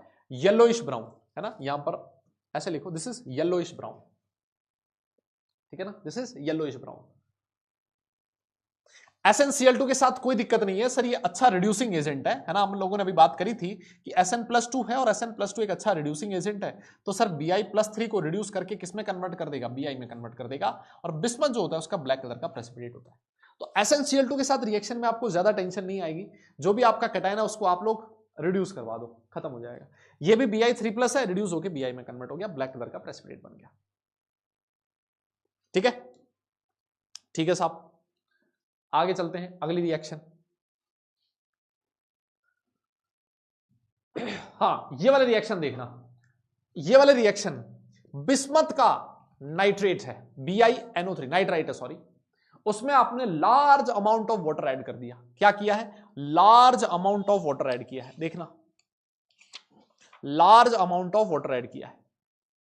यस, बिस्मथ का नाइट्रेट है, उसमें आपने large amount of water add किया है, तो बिस्मथ का ऑक्सी नाइट्रेट बन गया, बिस्मथ का ऑक्सी नाइट्रेट बन गया। अच्छा एक चीज बताओ, अगर आपको याद हो, हाँ सुनो मेरी बात, अगर आपको याद हो तो मैंने नाइट्रेट आयन पढ़ाया था, नाइट्रेट आयन में इनिशियली मैंने लिखवाया था कि जो सारे के सारे नाइट्रेट्स होते हैं दे आर सॉल्युबल, सिर्फ एक आधा नाइट्रेट ऐसा लिखवाया था जो कि इनसॉल्युबल होता है।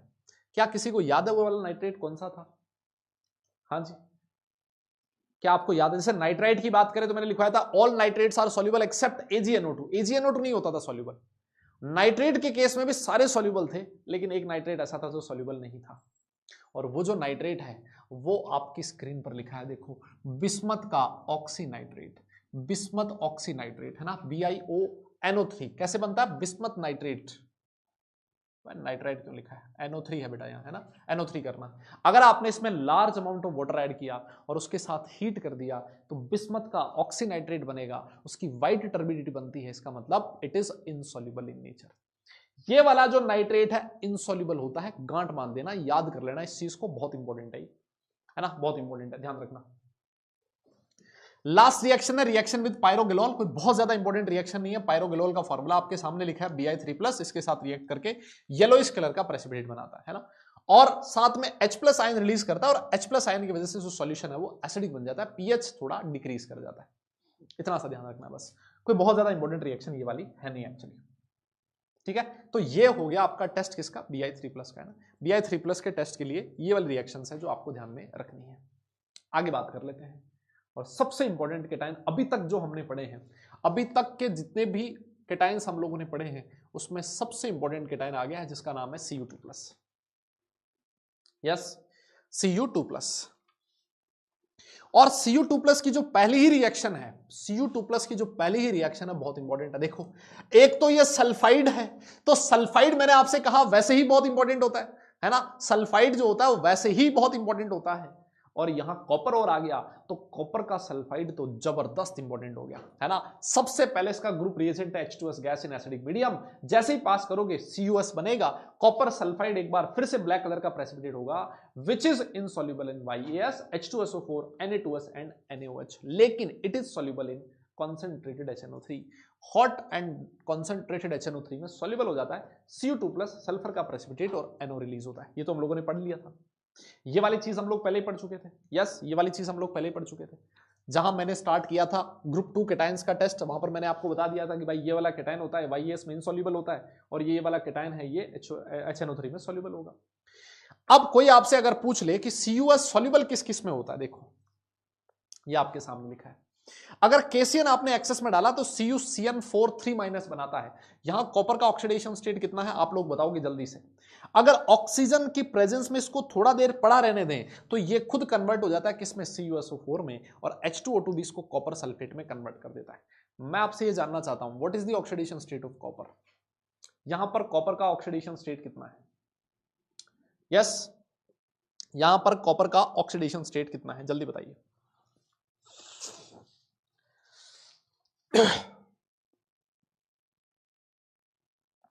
यस, कितना है? Very good. कॉपर का ऑक्सीडेशन स्टेट है +1। ध्यान रखना जो CuCN4 होता है, CuCN4 2-, जहां पर कॉपर का ऑक्सीडेशन स्टेट +2 है, इट डज नॉट एग्जिस्ट, है ना, ये एग्जिस्ट नहीं करता। ध्यान रखना है, इस बात को आप लोग याद रखें, ये एग्जिस्ट नहीं करता है। CuCN4 2- does not exist, CuCN4 2- does not exist. ठीक है, डन, याद रहेगा? ठीक है जी, तो ये सबसे पहली रिएक्शन है, ये इंपॉर्टेंट रिएक्शन है इसकी। आगे बढ़ते हैं, नेक्स्ट रिएक्शन I- के साथ रिएक्शन। I- लिखा हो Ki लिखा हो, एक ही बात है ना, एक ही बात है। तो I- क्या करेगा, Cu2+ को Cu+ में रिड्यूस कर देगा, अच्छा रिड्यूसिंग एजेंट है, और खुद हो जाएगा ऑक्सीडाइज I3- में। अरे सर खुद ऑक्सीडाइज कैसे हुआ? अरे मुन्ना तुझे बताया था, जो I3- है इसमें होता क्या है, इसमें प्रेजेंट होता है I2+ I-, यही तो प्रेजेंट होता है। आयोडीन देख -1 से 0 में चला गया ना, ऑक्सीडाइज हो तो गया, हुआ कि नहीं हुआ? अब अगर Cu+ वापस से I- के साथ रिएक्ट करके Cu2I2 का व्हाइट प्रेसिपिटेट बना देता है ना। ये किस कलर का होता है? ब्राउन कलर का होता है। I3- आपको पहले बताया था ब्राउन कलर का होता है, याद आया क्या? और ये जो Cu2I2 है, जहां पर कॉपर का ऑक्सीडेशन स्टेट कितना है, +1 है, I3- के साथ रिएक्ट करेगा। अगर H2O3 थायोसल्फेट डाला है तो 3I- प्लस S4O62- Cu2I2। ये रिएक्शन कहीं देखी देखी लग रही है क्या तुम्हें? हाँ जी, क्या ये रिएक्शन कहीं देखी देखी लग रही है क्या तुम्हें? अरे बोलो ना भैया, अरे बोलो भाई, क्या ये रिएक्शन तुम्हारी देखी हुई लग रही है कहीं कहीं? सर कहीं तो देखा इसको, कहीं देखा हो? हाँ जी, कहीं देखा हो उस रिएक्शन को, या फिर इसके जैसी रिएक्शन कहीं देखी हो? बताओ, देखें कहां देखा है, कहां देखा है, कहां देखा है बताओ। सैंडमियर, अबे कान पे पड़ेगी, सैंडमियर है, सैंडमियर कहां से आ गई भैया? यस, अरे ये तो आयोडोमेट्री, तुम भूल जाते हो यार, रेडॉक्स में I2 के एस्टिमेशन के लिए यूज करते थे, तुम भूल जाते हो मतलब, है ना। दिस इज रिड्यूसिंग एजेंट जो खुद ऑक्सीडाइज हो जाता है +2 से +3, +2 से +2.5 में, और यहां I2 से I- बन जाता है। I3 में I2 प्रेजेंट है, ध्यान रखना, I3 में क्या प्रेजेंट है, I3- में I2 प्रेजेंट है, विच कन्वर्ट्स इनटू I-, तो इसका रिडक्शन हो जाएगा और ये ऑक्सीडाइजिंग हो जाएगा ना। तो I2 के एस्टिमेशन में यूज किया जाता है इसको। हाँ, दिस इज हाइपो, H2O3 2-, है ना। सोडियम सल्फाइड को आप लोग हाइपो बोलते थे, भूल जाते हो मतलब जल्दी। एक और बढ़िया रिएक्शन, एक और जबरदस्त रिएक्शन जो कॉपर 2+ की है, और जिसपे पैराग्राफ बनने की खतरनाक चांसेस है, बहुत जबरदस्त चांसेस है, जिसपे पैराग्राफ वाला क्वेश्चन पूछा जा सकता है ना। क्या है देखो, अगर मान लो आपके पास Cu2+ आयन है, KCN के साथ आपने रिएक्शन करवाई, KCN Cn- के साथ रिएक्ट करके कॉपर का साइनाइड बनाएगा, जो कि येलो कलर का प्रेसिपिटेट होता है, लेकिन ये जो होता है ना, ये अनस्टेबल होता है ना। ये कैसा होता है दादा? अनस्टेबल होता है। ये अनस्टेबल है, खटाखट थोड़ी ही देर में कन्वर्ट हो जाएगा, डिकम्पोज हो जाएगा CuCN, और साथ में एक बहुत ही हाईली पॉइजनस गैस निकलती है जिसका नाम है साइनोजन गैस, CN ट्वाइस। और इसमें अगर आपने एक्सेस ऑफ KCN डाल दिया तो ये सॉल्युबल बन जाएगा, है ना, ये सॉल्युबल कॉम्प्लेक्स बना देता है, और विच इज H2S के साथ कोई पीपीटी नहीं देता। इसका मतलब H2S के रिस्पेक्ट में ये परफेक्ट कॉम्प्लेक्स है, कह सकता हूं मैं। H2S के रेस्पेक्ट में ये परफेक्ट कॉम्प्लेक्स है, बिकॉज ये H2S के साथ आगे फर्दर कोई पीपीटी का फॉर्मेशन नहीं कर रहा। बहुत इंपॉर्टेंट रिएक्शन है ना, बहुत ही इंपॉर्टेंट रिएक्शन है। यस, बहुत ही इंपॉर्टेंट रिएक्शन है। Cu2 plus plus Cn minus yellowish colour का प्रेसिपिटेट बनेगा, और ये जो येलोइश कलर का प्रेसिपिटेट होता है ये बहुत हाईली अनस्टेबल होता है, खटाखट CuCN में डिसोसिएट हो जाता है और साथ में साइनोजन गैस निकलती है। अगर आपने एक्सेस ऑफ KCN पास किया तो एक्सेस ऑफ KCN में ये सॉल्युबल हो जाएगा, और ये जो कॉम्प्लेक्स होता है H2S के साथ कोई प्रेसिपिटेट नहीं देता, इसका मतलब H2S के रेस्पेक्ट में दिस कॉम्प्लेक्स इज परफेक्ट। तो अच्छी रिएक्शन है। यहां से आप लोग डिस्टिंग्विश कर सकते हो CD2 प्लस आयन के साथ। समझना, जब मैं CD2 प्लस के साथ KCN की रिएक्शन करवाऊंगा, आगे आएगी, सुनना। यहां पर मान लो Cu2 प्लस की जगह CD2 प्लस होता और मैं अगर उसके KCN के साथ रिएक्शन करवाता तो CdCN4 2 माइनस बनता, और ये जो CdCN4 2 माइनस है H2S के साथ रिएक्ट करके CDS का येलो प्रेसिपिटेट देता है। इसका मतलब ये हो गया कि this complex is imperfect with respect to H2S। यही मतलब हो गया ना। तो आप पता लगा सकते हो कि आपका जो केटाइन था वो Cu2 प्लस है या फिर CD2 प्लस है। आप उसमें एक्सेस ऑफ KCN डालो, अगर एक्सेस ऑफ KCN डालने के बाद कॉपर होगा तो ये कॉम्प्लेक्स बनेगा, उसमें H2S गैस पास करने से कुछ नहीं होगा, कोई प्रेसिपिटेट नहीं आएगा। लेकिन अगर मान लो आपका केटाइन CD2 प्लस है तो जैसे आपने KCN डाला सेम कॉम्प्लेक्स बन रहा है, Cu की जगह CD आ गया, लेकिन जब आप H2S डालोगे तो ये CDS का येलो प्रेसिपिटेट बना देगा। So this is the distinction reaction between Cu2 plus and CD2 plus। तो ऐसे जो डिस्टिंक्शन होते हैं, जो डिफरेंशिएशन जहां पर आप लोग कर पाते हो, अपने आप ही वो रिएक्शन इंपॉर्टेंट बन जाती है ना। ये परफेक्ट कॉम्प्लेक्स, इम्परफेक्ट कॉम्प्लेक्स है with respect to H2S gas. हाँ, और मैं आपसे कह रहा था हर बार सल्फाइड जो होता है वो ब्लैक नहीं होता। देखो ये रहा CDS है ना, कैडमियम का जो sulphide it is yellow colour का प्रेसिपिटेट है ना, ये ब्लैक कलर का प्रेसिपिटेट नहीं है, ध्यान रख लेना इस बात को। हाँ, पता चले तुम लिख के आ जाओ सर सारे ब्लैक होते हैं सर, सारे चिपका दो, है ना। आओ जी, अब समझना सिमिलर रिएक्शन, इस Cn माइनस के सिमिलर रिएक्शन है। देखो यहां Cn माइनस ले रखा था, यहां थायोसाइनेट ले रखा है SCN माइनस, सेम प्रोडक्ट बना Cu, वहां पर CuCN ट्वाइस बना था, यहां बन जाएगा CuSCN ट्वाइस, ब्लैक कलर का प्रेसिपिटेट होगा। ये भी डिकम्पोज होगा, ये भी अनस्टेबल है, ये भी डिकम्पोज होगा, लेकिन इसका डिकम्पोजिशन स्लो होगा। व्हाइट कलर का प्रेसिपिटेट बनेगा, SCN ट्वाइस निकलेगा, वहां पर CN ट्वाइस था। सेम सिमिलर रिएक्शन है, बिल्कुल सिमिलर रिएक्शन है, समझ लो। लेकिन डिफरेंस सिर्फ इतना सा है कि जो CuCN ट्वाइस था हाईली अनस्टेबल था, फटाफट सेकंड्स में निपट जाएगा इसमें, ये थोड़ा सा स्टेबल होता है, इसका डिकम्पोजिशन स्लो डिकम्पोजिशन होता है। लेकिन आजकल दुनिया के पास टाइम नहीं है ना, वो कहती है सर हमें स्लो चीजें पसंद नहीं है ना, सर हमें स्लो चीजें पसंद नहीं है, सर हमें चाहिए फास्ट। अगर बेटा जी फास्ट चाहिए ना, तो इसका अगर आपको डिसोसिएशन फास्ट करवाना है तो आप इसमें क्या डाल दो, SO2 water, SO2 plus H2O का मतलब SO2 वाटर डाल दिया, भाई ये इसको निपटा देंगे। रिड्यूसिंग एजेंट होता है ना, आपको बताया था ब्लीचिंग में यूज होता है, ब्लीचिंग में SO2 वाटर का ब्लीचिंग एक्शन उसके रिड्यूसिंग नेचर की वजह से होता है, और लेकिन उसका जो ब्लीचिंग एक्शन होता है it is temporary in nature. थोड़े टाइम बाद आपका जो वो क्या बोलते हैं, कपड़ा जो उसके ऊपर जो भी दाग लगा हुआ था वो हल्का हो जाएगा, लेकिन जैसे ही आप उसको मार्केट में लेके जाओगे, यस, जैसे ही आप उसको मार्केट में लेके जाओगे भैया, ये वापस से दाग आ जाएगा, है ना, वापस से दाग आ जाएगा। थोड़ा सा इंपॉर्टेंट है ये वाली रिएक्शन, हम लोगों ने SO2 वाटर के साथ पढ़ा था। SO2 जो वाटर होता है ये इसको +2 से खटाखट कन्वर्ट कर देगा +1 में, रिड्यूसिंग एजेंट होता है, इस वजह से लगभग सिमिलर सी रिएक्शन है ना, लगभग सिमिलर सी रिएक्शन है। देखना जरा इस रिएक्शन को आप।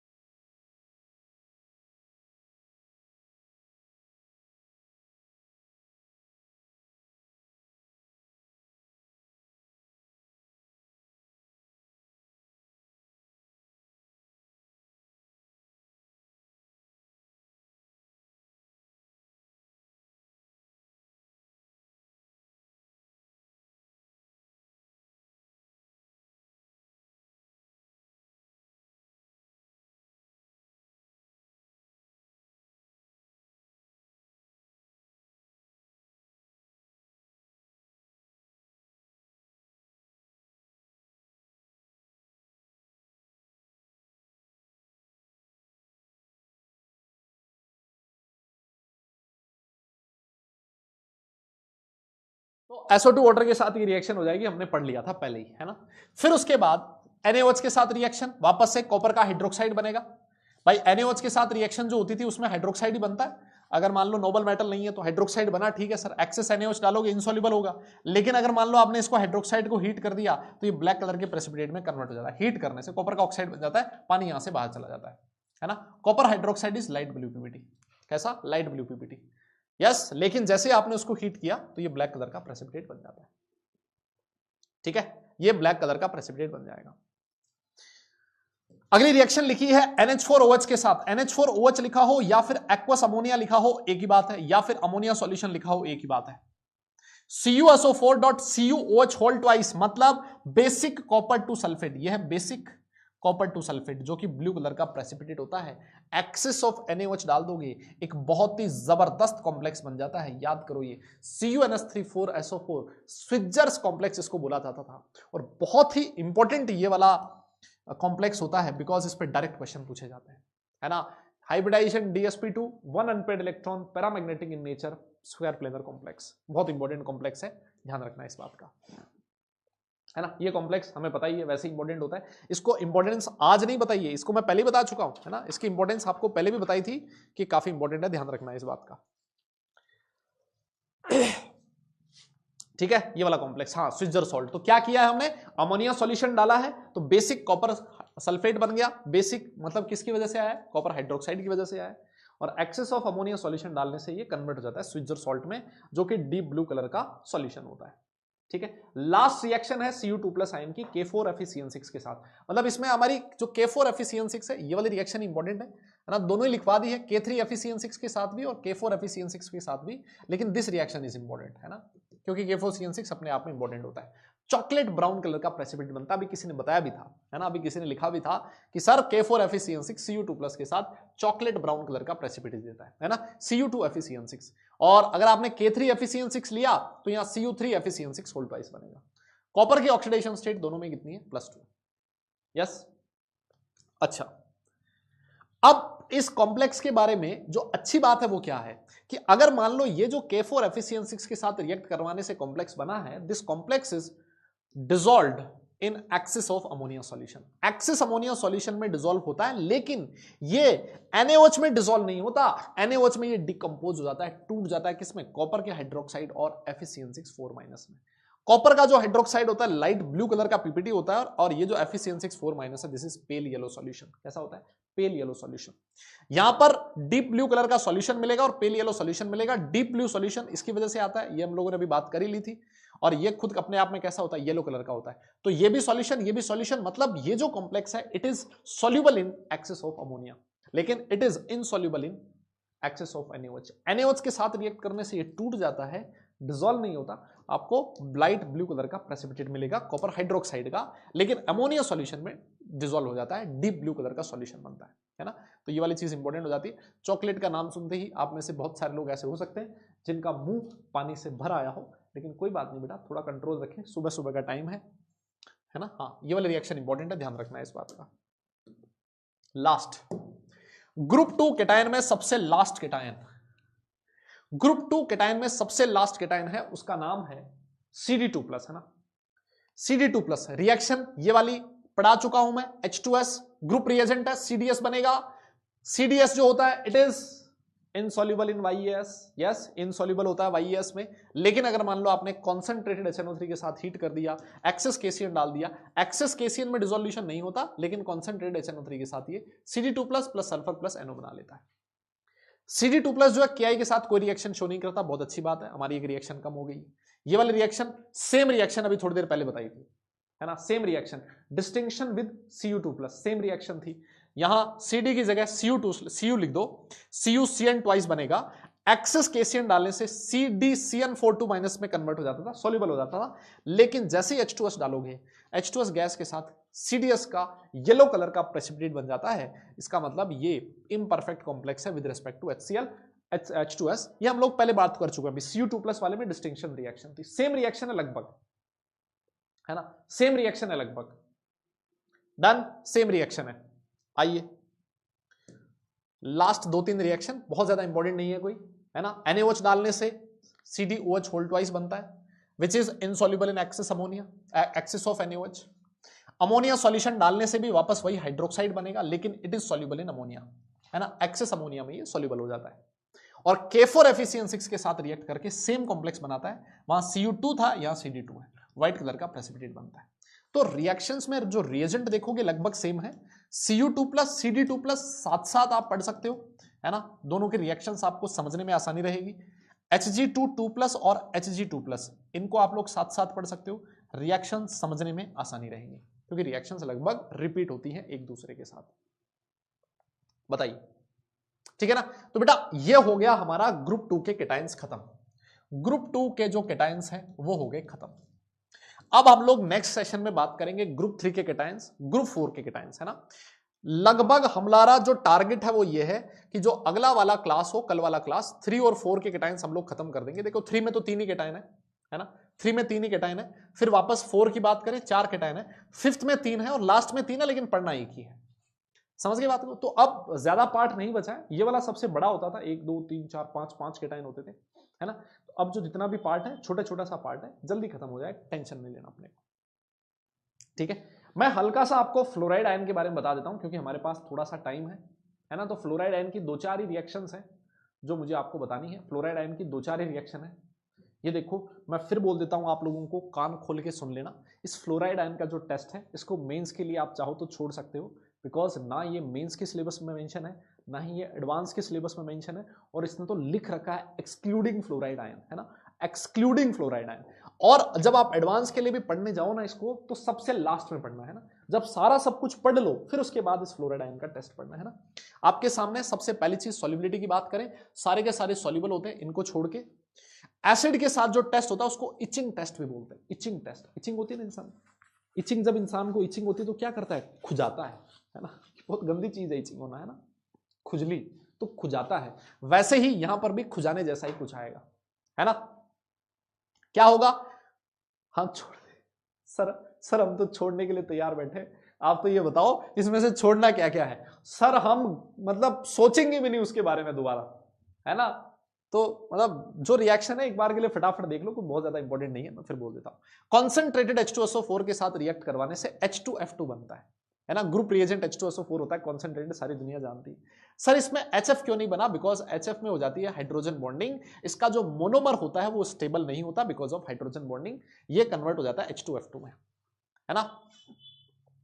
अगर मान लो ये रिएक्ट करता है, ये रिएक्शन लिखी है, ये रिएक्ट करता है SiO2 के साथ। भाई ग्लास ट्यूब है ना आपके पास, ग्लास ट्यूब है, ग्लास ट्यूब में क्या प्रेजेंट होगा, ग्लास किसका होता है, SiO2, सिलिका होता है ग्लास में। तो ये उसके साथ रिएक्ट करके SiF4 बना देता है। SiF4 के फ्यूम्स बनते हैं, है ना। और ये जो SiF4 के फ्यूम्स होते हैं, अगर आप ग्लास रोड पे पानी में ग्लास रोड भिगो के इस फ्यूम्स के ऊपर लेके जाओगे ना, तो आपको व्हाइट कलर के H4SiO4 के फ्यूम्स मिलेंगे। इसको सैलिसिक एसिड बोला जाता है। क्या बोला जाता है, सैलिसिक एसिड बोला जाता है ना। क्या बोला जाता है, सैलिसिलिक एसिड बोला जाता है। अब बात ये आई कि सर ये मतलब इसको इचिंग रिएक्शन क्यों बोला, इचिंग इसलिए बोला है क्योंकि जब आप HF के साथ टेस्ट ट्यूब में रिएक्शन करवाओगे ना, तो टेस्ट ट्यूब में ग्लास प्रेजेंट है, और ये जो H2F2 बना, ये ग्लास को खा जाएगा, ग्लास को खा जाएगा, SiF4 की वेपर बना देगा। उस ग्लास ट्यूब में जो SiO4 है, उस ग्लास के साथ रिएक्ट कर लेता है, इचिंग, खुजा देता है उसको, ऐसे मानो ऐसे, है ना, ऐसा सा, ठीक है। हाँ, अब जो चीज आपको बोली जाएगी ना, याद नहीं रखना है, वो तो आपको भाग के याद हो जाएगी, मेरी गारंटी। इसी वजह से बोला है कि जो HF होता है ना, उसको आप ग्लास वेसल में नहीं रख सकते। ग्लास वेसल में क्यों नहीं रख सकते, बिकॉज ये उसका कोरोजन कर देगा ना, उसको खा जाएगा। It is kept in wax coated glass vessels, है ना। वैक्स की कोटिंग वाले ग्लास वेसल में रखना है, ताकि जो HF है वो डायरेक्ट ग्लास SiO2 के कॉन्टेक्ट में ना आ पाए, है ना। हाँ, ये ग्लास ईटर होता है, बिल्कुल सही कह रहे हो। एक आधी रिएक्शन और है, ध्यान रख लो। कैल्शियम क्लोराइड या फिर मैग्नीशियम क्लोराइड के साथ रिएक्शन करवाओगे तो आपको व्हाइट कलर के प्रेसिपिटेट बनेंगे MgF2 और CF2 के। और FeCl3 के साथ रिएक्शन करवाओगे तो Na3F6 बनता है। SCN- के साथ कोई रिएक्शन नहीं करता, इसका मतलब ये SCN- के रिस्पेक्ट में परफेक्ट कॉम्प्लेक्स है ना, परफेक्ट कॉम्प्लेक्स है।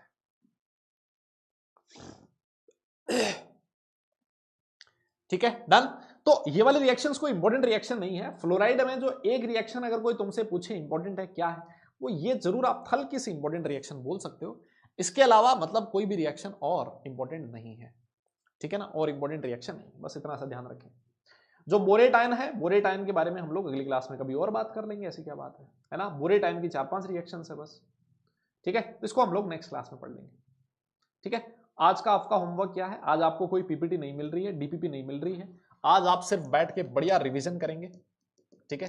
आपको क्या करना है, बढ़िया रिवीजन करना है घर बैठ के, और क्या करना है, और आपको मॉड्यूल देखना है, आपके मॉड्यूल में एक्सरसाइज 1 है, उसमें आप लोग केटाइंस के टेस्ट कर सकते हो, है ना। केटाइंस के जो टेस्ट दे रखे हैं ग्रुप 1 और ग्रुप 2 के, वो आप लोग कर सकते हो, yes, group 1 and group 2 cations, और साथ साथ में 0 ग्रुप के केटाइंस, है ना, ये भी आप लोग टेस्ट कर सकते हो खुद से, ठीक है। ये आज का होमवर्क है, डन। हाँ, तो बस आज के लिए हम लोग इतना ही करेंगे। 2 लाइन नहीं है बेटा, 2 लाइन कुछ नहीं है आज, हाँ आज कोई 2 लाइन नहीं है, लेकिन अच्छा तुम्हें से एक बात बताओ, एक मूवी आई है अभी 12th फेल, है ना, 12th फेल, कितने लोगों ने मूवी देखी है ना। 12th फेल मूवी आई है, कितने लोगों ने मूवी देखी है वो, ईमानदारी से बताना, ईमानदारी से बताना। हाँ जी, बोलो बोलो बोलो, देखिए क्या किसी ने?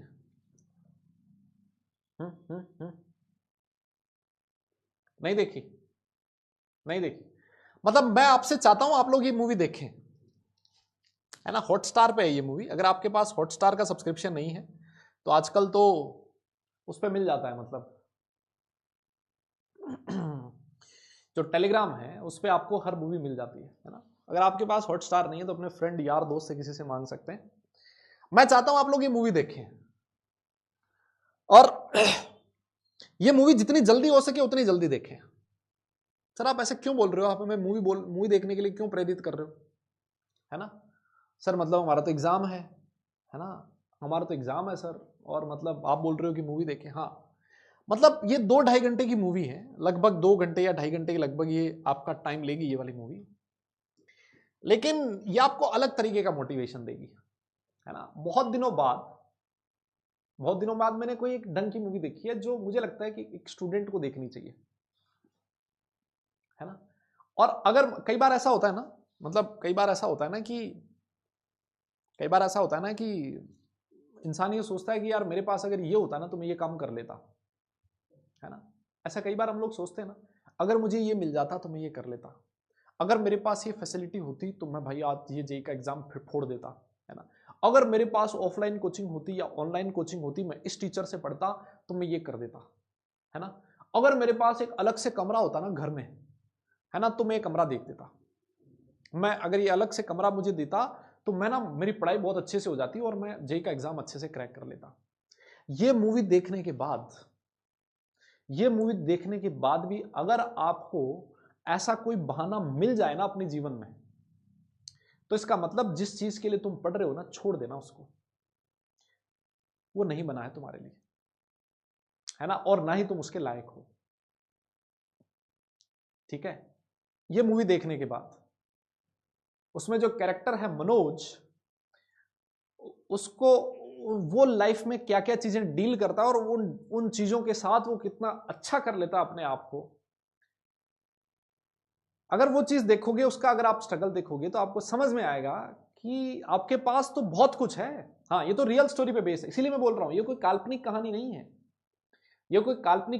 है, ये एक रियल स्टोरी पे बेस्ड एक मूवी है ना, एक रियल स्टोरी पे बेस्ड एक मूवी है, मनोज कुमार शर्मा, ठीक है।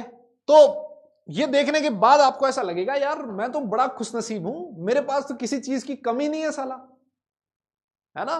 तो अगर वो कर सकता है तो मैं तो कर ही सकता हूं, है ना। हाँ मनोज, ठीक है, चलो ठीक है। तो आप लोगों को अगर टाइम मिले तो कभी भी मान लो पढ़ने का मन नहीं कर रहा, है ना, कभी मान लो पढ़ने का मन नहीं कर रहा तो थोड़ा सा घंटा भर इसको देख लिया, समझ में आएगा, है ना। मतलब बढ़िया मूवी लगी मुझे, मोटिवेशन सा मिलेगा आपको, कहने का मतलब ये अलग सा, ठीक है। चलिए फिर आज के लिए हम लोग इतना ही करेंगे, नेक्स्ट सेशन में मिलते हैं। सारे लोग अपना ख्याल रखें, खुश रहें, हंसते मुस्कुराते रहें, और पढ़ाई जरूर करते रहें क्योंकि काम पढ़ने से चलता है, सिर्फ मुस्कुराने से नहीं, ठीक है। चलिए फिर, thank you so much, ta-ta bye bye, love you all.